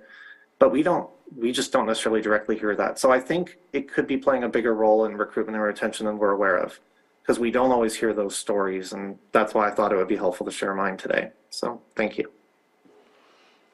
Thank you, Patrick. And I can speak to a couple of key positions where they tentatively accepted, and then they asked about the benefits, and the next day they came back and said, I can't afford to come here. Because even though it's a pay increase, I'm actually losing money because of the health contribution, and they withdrew their acceptance. Yeah. Scott DeLeon. Good morning, Board. Thank you very much for the opportunity to speak to this. First of all, thank you, HR, for bringing this item to the discussion. I appreciate it very much.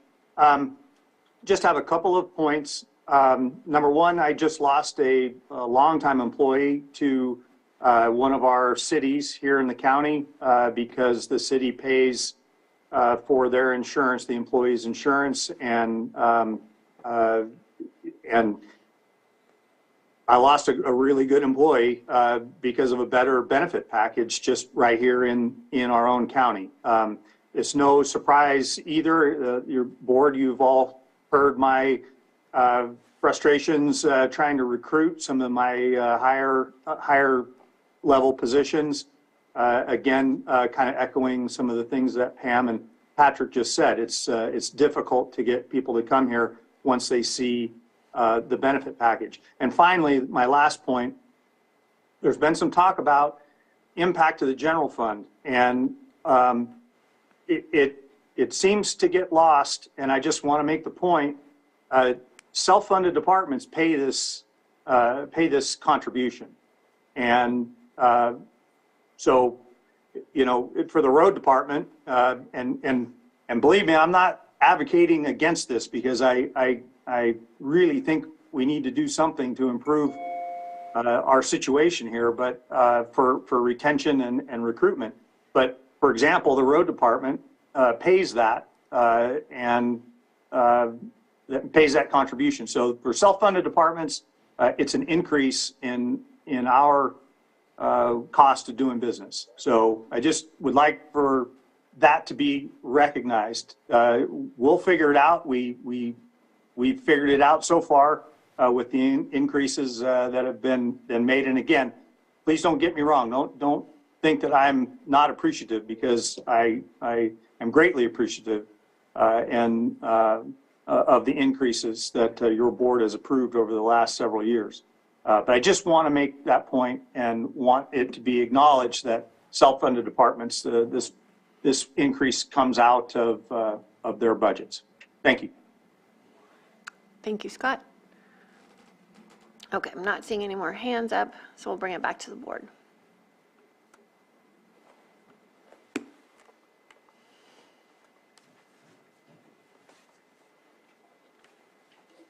Okay, no more discussion.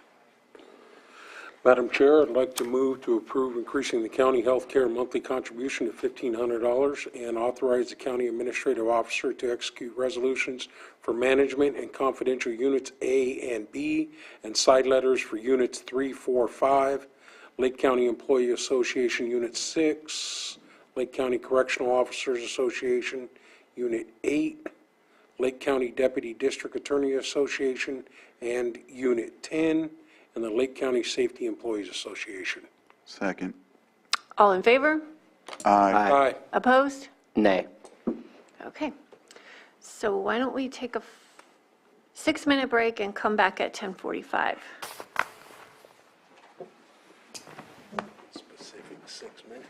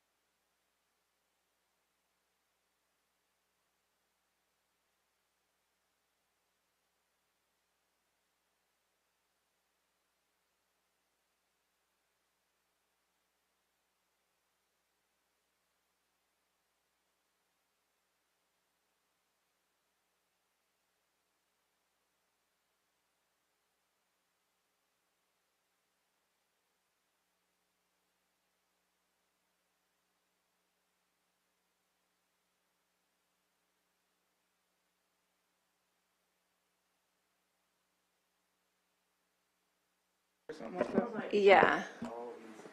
All right, ready, Sam?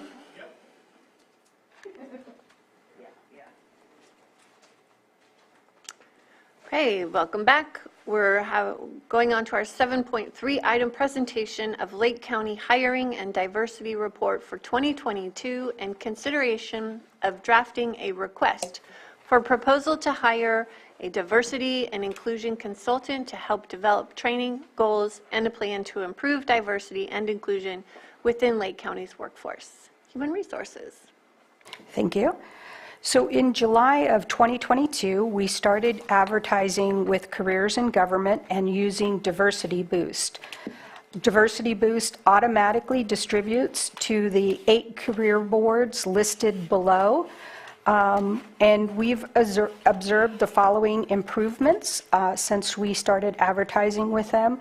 We have increased our Hispanic applicant flow by over 200 over 2021. We hired 17 more Hispanic employees over 2021. Asian Pacific Islander applicant flow decreased by 12, but we hired the same amount of employees in 2022, 10. Black applicant flow decreased by 44 applicants, but we hired 2 more black applicants over 2021. We increased the American Indian Alaskan Native applicant flow by 199 applicants over 2021 and hired 56 more American Indian Native employees over 2021. So I've shown illustrations for applicant flows for the last 3 years. You can see our applicant flow strongly mirrors our population. But I think using this new job board has increased our flow. I think we'll see greater improvements over the next coming year because this happened right in the middle of COVID. So we had less applicants overall as many people dropped out of the market. In a year and a half ago, we completed inclusion and diversity training with our management team.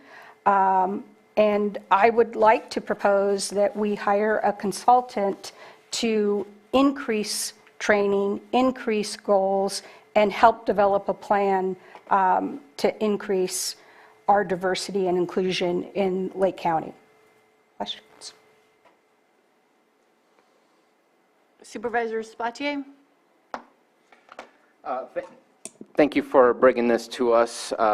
This is actually a conversation that started prior. I mean, I guess it's been happening for a long time, but I know that I had this conversation with our prior CAO, hence what eventually came out, the diversity, inclusion, and I never know the full title of that committee since I'm not on it, but the committee that's been working on some of these things.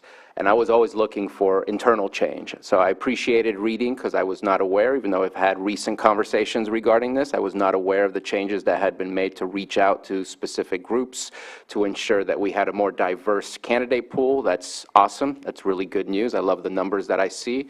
But I also remember seeing the full numbers of our staff, where we stood as far as our demographics in comparison to our communities, and it was not a highlightable situation to brag about at that moment in time.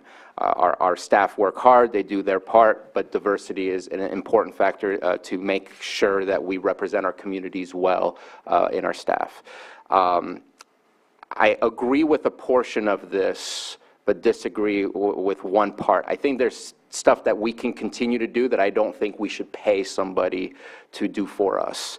I think there's some very simple things that we can do. I don't know if we have a policy for a diversity hiring panel. Do we have a policy that ensures that we have a diverse panel that is interviewing? to make sure that we're showing diversity, to make sure that we're creating the most welcoming and comfortable of situations for whoever it is we have. I know many other government agencies and colleges have equal opportunity statements that you submit, and I would hate to pay for things that are very kind of obvious that we can do and get accomplished, but there's other parts like the training, we're not experts in order to develop that, and I think that we do need that. So to me, I'm okay with moving forward, but the details, I want to make sure we're not paying for things. We've had consultants in the past, and I'll just be blatant, where it just seemed like, okay, thank you for sharing with us the obvious stuff that's available for us to do. Everybody in every county in California is working on this stuff, and so I'm sure that we can easily get some information from those counties as far as what they've done and what the results have been, and I would like to make sure that we do those things prior to paying someone else to tell us to do those things, or I don't see that as a good use of our money. So I'm okay with moving forward, but I just needed to make those statements that the details and what we're asking them to do, I think, is important, because I think there's more that we can do. And just a question as far as, and I'm sorry, I don't know I keep forgetting the name of the diversity and inclusion committee, but is there a role that that committee can play in the future to kind of continuously looking over those policies and providing advisory comments to the board and things like that? And I think there is. I also think that we need to have key department heads of the bigger hiring opportunities sit on that board. I think a member of HR should sit on that board. But if HR doesn't do the hiring, we do the eligibility, and then the list goes to the department head, and then they hire.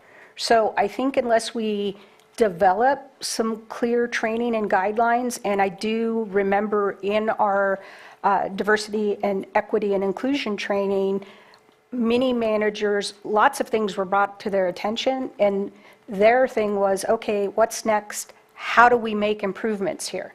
Knowing that in our community is approximately 70% white, how do we make improvements? And I think that's where the coach is here to help us, so that we can start thinking about how to make improvements, but it has to become a goal.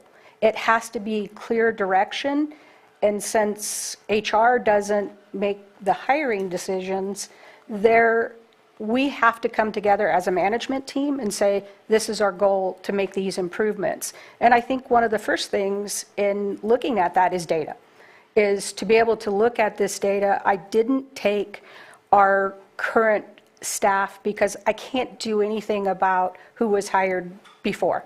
But if we start looking at this data, and we even break it down by departments, then we can come together. So I do think we need our management team involved with this, and it needs to become part of basic operations, that they start making these considerations, just like we have a veterans preference, and on panels we give points to veterans. Maybe this is something we should look at for diversity and inclusion.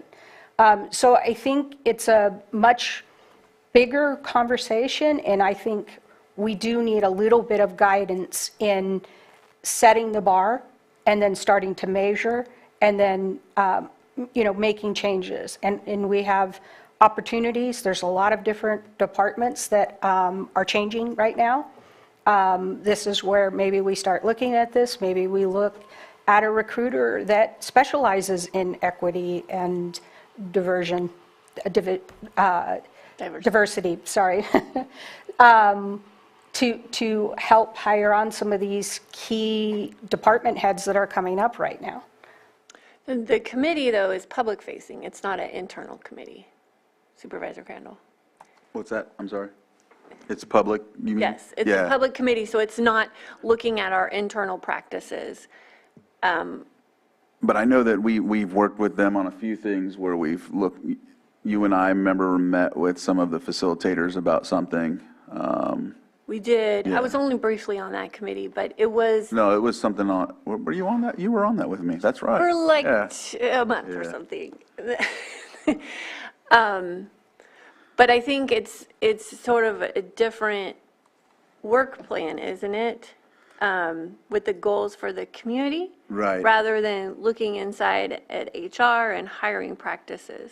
Right now, it's basically planning for a forum for, I want to say, near future. I know the date, or not date, but I know they talked about April and May, but then again, but I do know that working with the facilitators, we're already working with them. I don't know if that's something that we can look at. I mean, I hear what you're saying, it's for the public, but again, I think the two facilitators are knowledgeable in this, and if it can be something that we work on with them on this, it might be something to look at, but the actual forum for it is that of the community. But there's 3 basically work groups: health, law enforcement, and education. Yeah. Right. Yeah. But adding to that work plan would be an investment. Right. And what were you thinking of for this RFP, for the proposal to be? Is it like what sort of dollar amount, what sort of commitment? Have you kind of thought about that yet? Yeah, I haven't fully vetted that out. When I was looking at this, I just knew, I felt like we needed some help to take it to the next level. I think this has helped. I think there's a few more job boards that I can also add to this. In seeing our percentages, then maybe we increase some of our advertising dollars towards some different job boards as well. Because previously we never spent money on this. And so last year was the first year I said I'd like some money to work with Careers in Government, which is specialized in our marketplace, but also knowing that they had this diversity boost. And I can see, we're looking at 6 months of data, some improvement. So I think if we increase advertising and increase awareness within our departments, and maybe, part of this has to come as part of the review process. So for each department is develop a report like this for you guys to look at when you're having a conversation with your department heads on where they're at, because we can't change it until we look at it. Right. So creating reports and starting to look at it and creating a commitment towards driving diversity, which starts with all of our management team, I think would be helpful. We've pledged this, but I think now we need to have some goals around this and how we can change. Now, obviously, somebody that has 1 or 2 hires a year,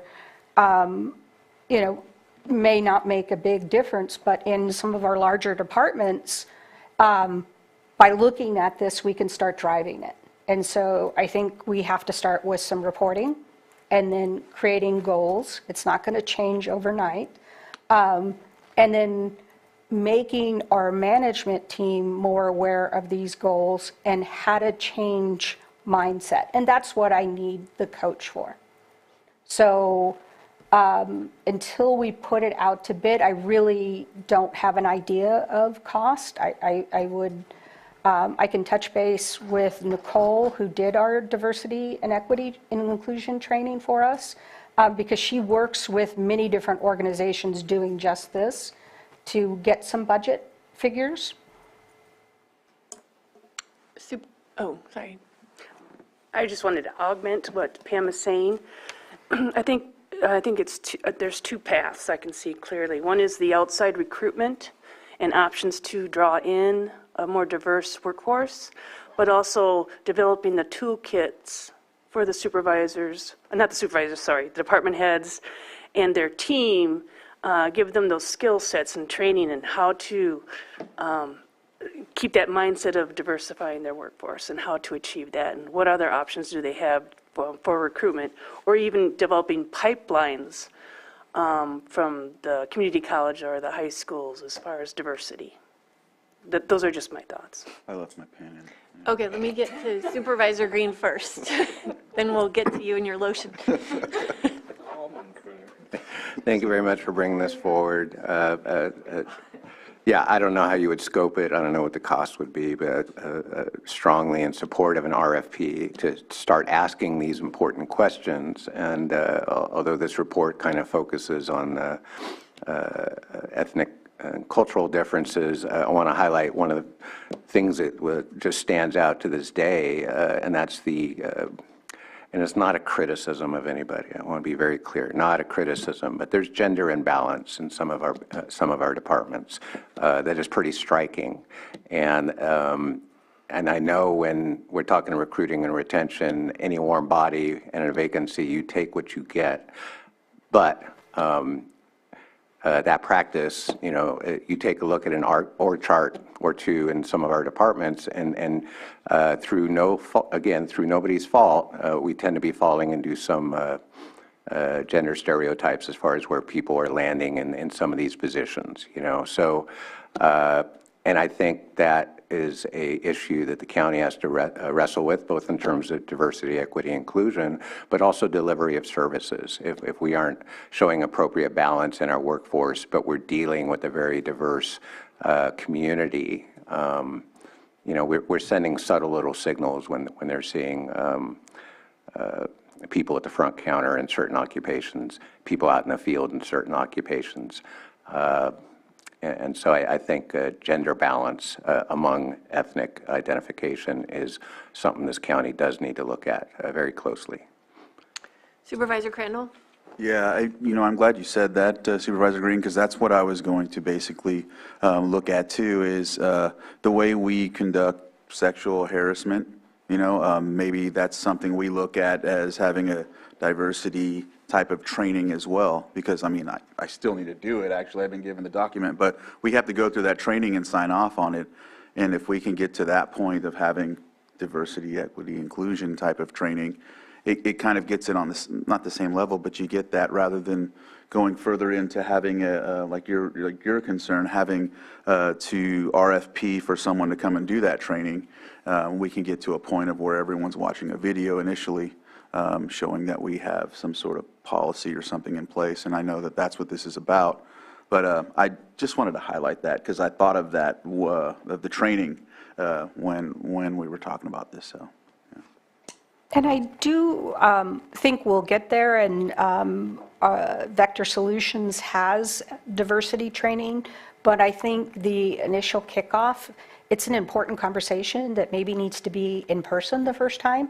And then we have this as follow-up training, because you need a seasoned professional to guide the conversation so that conversations don't get emotional or out of hand or go in a direction we don't want them to go.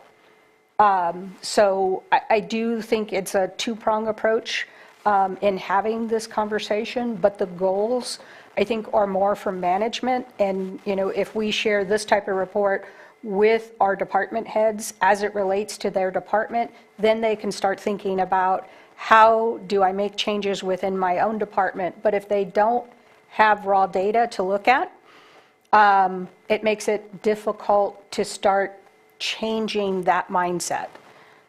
So first, I think we have to start looking at it. We can't change it until we acknowledge it, until we drive the change. Supervisor Spatier? Just want to comment on something CAO Parker said, and I think supervisors should be involved in all future trainings. We deal with the public, and we also hire and deal with personnel issues. And I think that it's important that we do exactly what we would like everyone else to do, because we're not perfect by any means either. So I think that we definitely need to be involved just as much as a department head needs to be involved, and maybe a little bit outside of the scope of the conversation, but I would almost prefer a policy than just specific goals. That way, this is the way you follow the hiring process. That's an HR policy that everyone has to follow, and I just think it needs to eventually be embedded in those types of things. I also wanted to make a comment. I do have to say that our gender diversity I was looking just at our senior management team, and it's one of the first places I've been where women executives are on par with men. We're a little over 50% women. So I think we're doing a good job in some areas. Now, I think there are going to be traditional areas you're probably not going to find a lot of women in, working in the sewer or working in water, or it's just traditionally not driven. I looked at that when I was at the city. So, I mean, there are some jobs that are not going to attract certain people. So, but you can certainly reach out to different boards to see if you can attract that. But I think it starts with looking at the data and seeing where we're at and where we want to be. Okay. Anything from the public?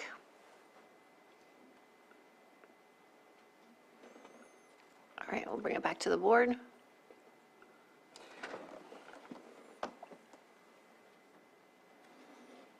And one last question. In your estimation, do you believe this will be below 25 or above 25,000?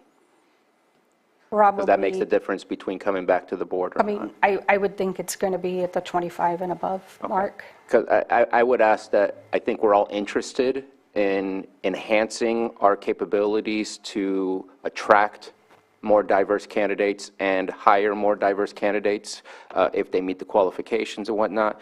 So I think even if it is under 25, I would like to request that it still come back to the board, because I think we need to continue to talk about it in a more public way than just in a private way. I'm in agreement with that. That's just my... No problem.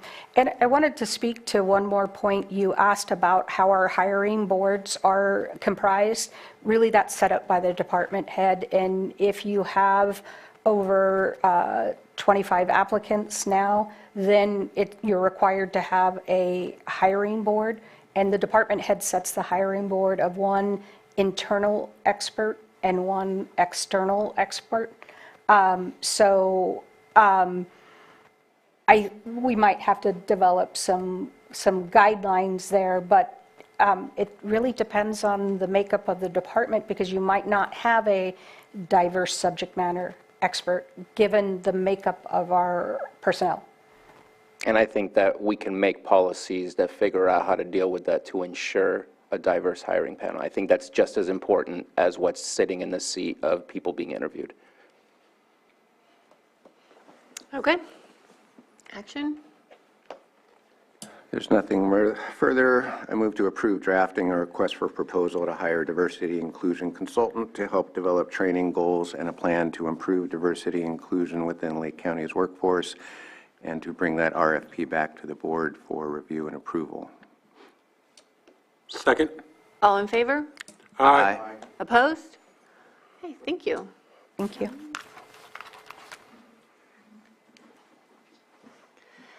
7.4, consideration of agreement between the County of Lake and Dewberry Architects, Inc. for architectural and engineering services for the remodel of the former California Army National Guard Armory. Public Services, Director Ewing. Okay, good morning. Lars Ewing, Public Services Director. As was referenced in the title, what is up for the board's consideration is an agreement with Dewberry Architects for preliminary design services for the Armory, and I'll elaborate on that a bit. Last year, in coordination with the Sheriff's Office, Public Services solicited an RFP for design services for architectural and engineering services for the Armory. For some background, as your board is well aware, the county owns the Armory, and the intent is that would be renovated, or the term in the architectural world that I have since learned is adaptive reuse, for a sheriff's administration center, to do a lot more than just sheriff administration, but to be renovated, remodeled for that use.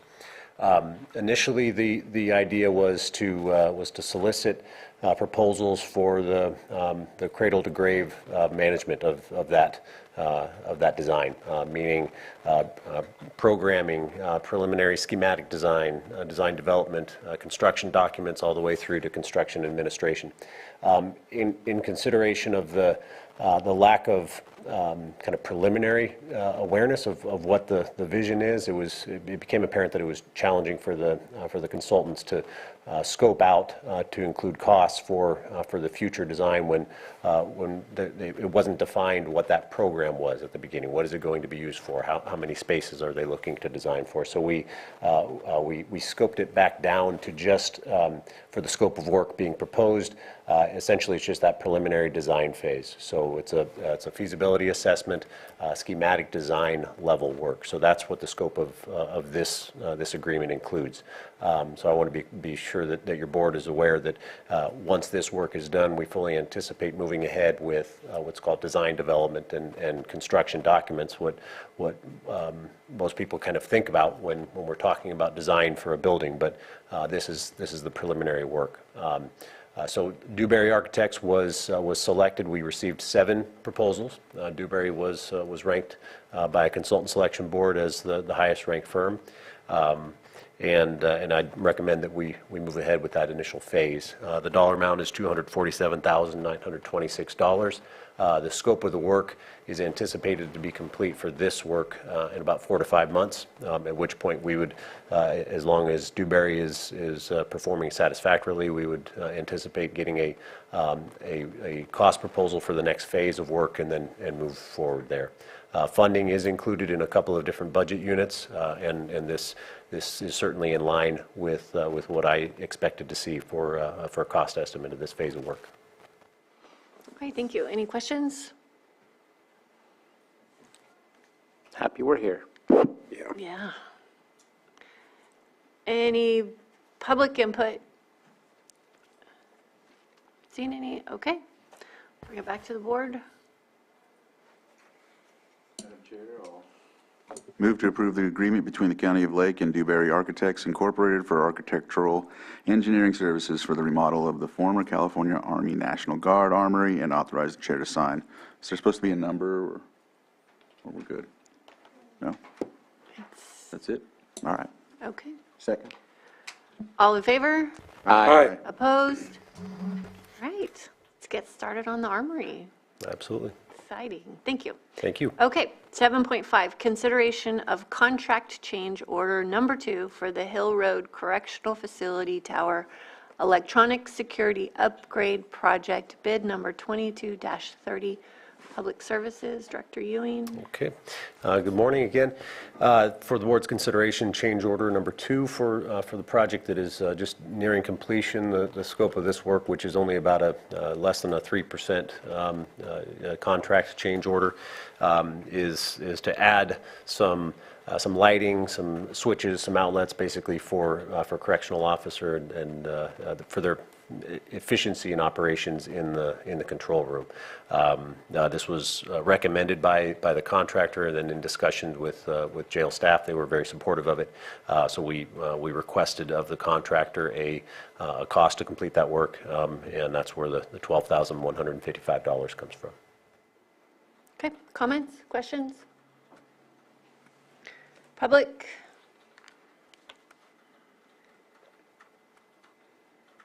Okay. Back to the board. There's no further comment, Honorable Chair. I move we approve change order number 2 with R&B Electronics, electrical contracting for the Hill Road Correctional Facility Tower Electronic Security Upgrade Project, bid number 22-30, for an increase of $12,155 and a revised contract amount of $462,055, and authorize the chair to sign. Second. All in favor? Aye. Aye. Opposed? Okay, perfect. Motion passes. Thank you. And the very last thing we have, I believe, is calendars. Who is ready? Thank you, Lars. I am. All right, Supervisor Crandall. So I'll go ahead and start off with, we met last Thursday for the Lake County Recreation Agency Board meeting, our first one. Went pretty well. We chose a chair and a vice chair. We're going to look at further dates. I think they're going to be the 4th Thursday of the month. Is that monthly? That's monthly, right? Yes, and so we're going to look at bylaws and all of the other intricacies of this JPA, and yeah, looking forward to it. So there was that. I'll go to this week. Tomorrow, I have the East Region Town Hall in Clear Lake Oaks, and then I'll go to the CSA number 2. Thursday, AAA, actually said it was last week, but I got it wrong. It's this week. Friday, I'll be here at the office, and then Monday, Middle Creek Restoration back here on Tuesday for the Board of Supervisors. Supervisor Sabatier, you ready? Sure. So just quickly, we did review something I think is important. There wasn't any major changes, but reviewing our ARPA expenditures, making sure that our money is being spent down, or else by the end of 2024, we may have to give stuff back. And so we're just paying attention, seeing if we need to bring anything back to the board in order to ensure that all those monies are spent appropriately in the places that we want that to, based on the approvals from the Board of Supervisors months ago. So that was a good meeting, and looking forward, I think we said in August or September, we'll be doing something during our budget to explain exactly where we stand, and then we'll be back at it again in August, September to continue the review of those funds, making sure they're getting spent. On Saturday, I was at Lower Lake High School for the Blue Zones approval for the Canuck Unified School District, as well as their grand opening of their track. Blue Zones is definitely expanding. I believe they just did the WIC building, or the WIC agency not too long ago, in the saw shop as well. So we're seeing them growing in the community, and I know it's becoming hate to use the word, but it's becoming more of a trendy term that I see in a lot of newspapers and magazines. People are looking for a new healthy lifestyle that's permanent rather than just kind of a fad. And obviously Blue Zones is based on the history of people organically having healthy lives and healthy outcomes. And so that's what they bring into this community. So continuing to see that expansion is good. We did not have our Middle Creek Restoration meeting yesterday, but that has been moved to next Monday. So looking forward to having that conversation. Tomorrow, APC LTA meeting, meeting with Hope Rising. On Thursday, another Hope Rising retreat to continue to prepare for our next fiscal year. I'm meeting also with a couple departments based on our drought emergency that we just continued today to see, based on where we are with the state of California and what urgency ordinances we had passed, what needs to stay and what can go before we lose everything all at the same time. So I'm looking forward to that, so that we can bring that back to the Board of Supervisors to review. Then I'm going to be attending the Clear Lake City Council meeting on that evening. And on Friday, I will be, I am hoping that CAO Parker will be able to join, but I will be meeting with both our hospitals, a couple fire districts, as well as North Coast EMS to discuss our IFTs, and hoping that we have a good discussion, a healthy discussion on how to move forward. And then again, we'll be on Friday evening checking out our warming shelter and see how things are going. And then Monday, I already talked about our Middle Creek Restoration meeting, our meeting with our CAO. I'll be having a PEG board meeting that evening. We do have a potential new member to fill in our 2 vacant seats, still looking for a final member. I believe we only have 1 application currently. And then back here on Tuesday. Who's ready over here? I'm ready. So finishing up the meeting today, going to be with Supervisor Sabatier at the Clear Lake Chamber of Commerce this evening. That's right. At the new Greenview room. So happy we're going to be able to attend that event. A little challenging when they schedule it on board days, but today it's going to work out. So tomorrow, Lake APC and LTA board meeting. On Wednesday, on Thursday, don't have anything currently on the calendar, and then Friday, CAO Parker will be having that. As far as this weekend, obviously it's Easter weekend. We're spending that time with family. There are a lot of events around the county that are, really back in full effect, since the COVID pandemic. So glad to see that. And I'll be moving through that on Monday, scheduled with lunch with Russ Kramer in the South County, and then back here on Tuesday. Would like to report just that we did finally have our meeting. Jessica, you can expand a little more, but with Senator McGuire, talked about, many different issues, but I know one of the ones I wanted to make sure that the Senator was aware of, electric vehicle charging station, the EV rollout that's happening throughout the state of California for infrastructure here in Lake County, hydrogen opportunities with LTA and APC, that we continue to look at that long-term transition that's going to be happening, that we're not left out. We don't want to build up 101 and then in 5. And the other way, we want to make sure that we have a good opportunity for long-term infrastructure needs here in Lake County when it comes to electrical vehicle charging stations and others as they're rolled out. I'm not sure how many we have in the county. I know it's increasing, but we got a long ways to go.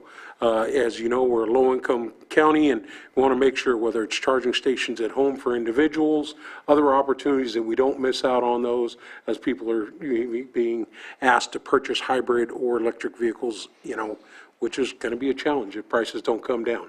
So just want to make sure those things are met. I know Chair Pyska will give some more information of the conversations we had, but I really want to thank Senator McGuire for being here, taking the time for Lake County. I know we didn't get a chance to have that last time because he had some other stuff going on, but we'll continue those conversations. Supervisor Sputty, I know, I don't remember if, oh no, that was 2 weeks ago. All right, forget it. I was going to talk about Ava, so I forgot. All right, thank you. Thank you. I was privileged to attend the memorial for Scott Grove on Sunday and the reception at Lakeport Yacht Club. Just a charming family, a blended family, and so good to see the community come out with such force to honor Scotty and his family. It was very touching to see.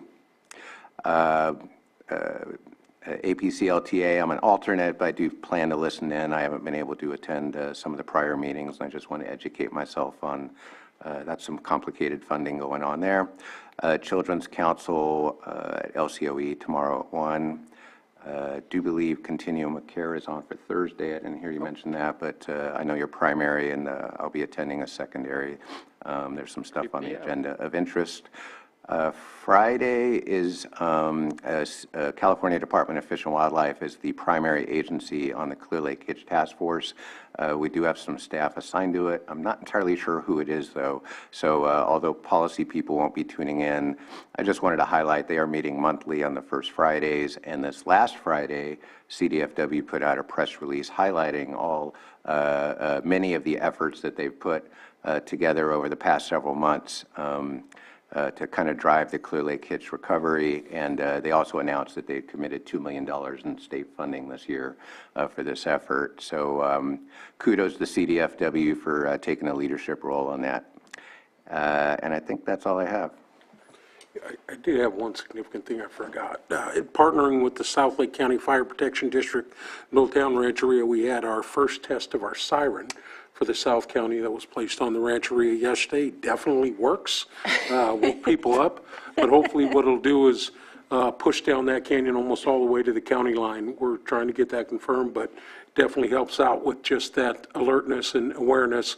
We have fire season will be here before we know it, so we were excited to have that opportunity, and it went off very well. So, Was it 11 a.m. with the rest of them? yep, with everything All else. right, It's all tied in. that's going to be ringing all around the county. Nice and loud. Is it a horn? Is it a siren? It's a siren. siren. So it went about 30 seconds. When they're in full rotation, it's 3 minutes.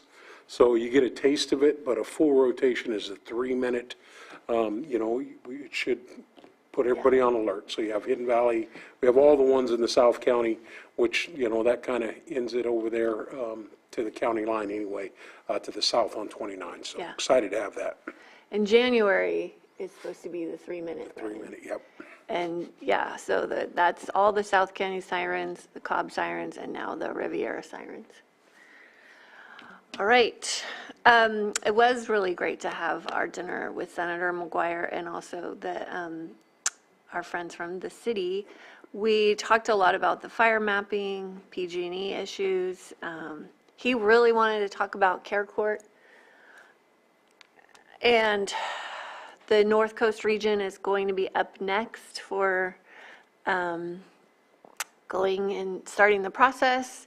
And he's going to be inviting us to, I think it's Mendocino County in July, to kind of walk through what all of that looks like. So he's very excited. So we'll just see how things unroll and how we can participate in the process in July. Had a lot of meetings last week, but everyone else covered it, so that works for me. Tomorrow, agenda review at 8:30. Oh, I'm sorry. I did have a couple meetings yesterday that no one else was at. There was an intro conversation with WRA, which it's an organization in Sonoma County that does a lot of the environmental work. They're a consulting company. They write grants.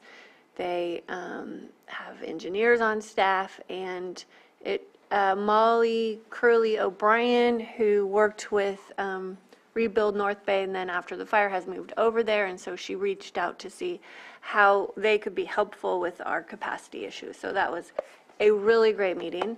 And then later on in the afternoon, we had a meeting with Biogenetic Methane Pilot Project presentation about floating islands. Oh, you were on that one. Yeah. Yes, that was pretty interesting too, so more to come on that, I think.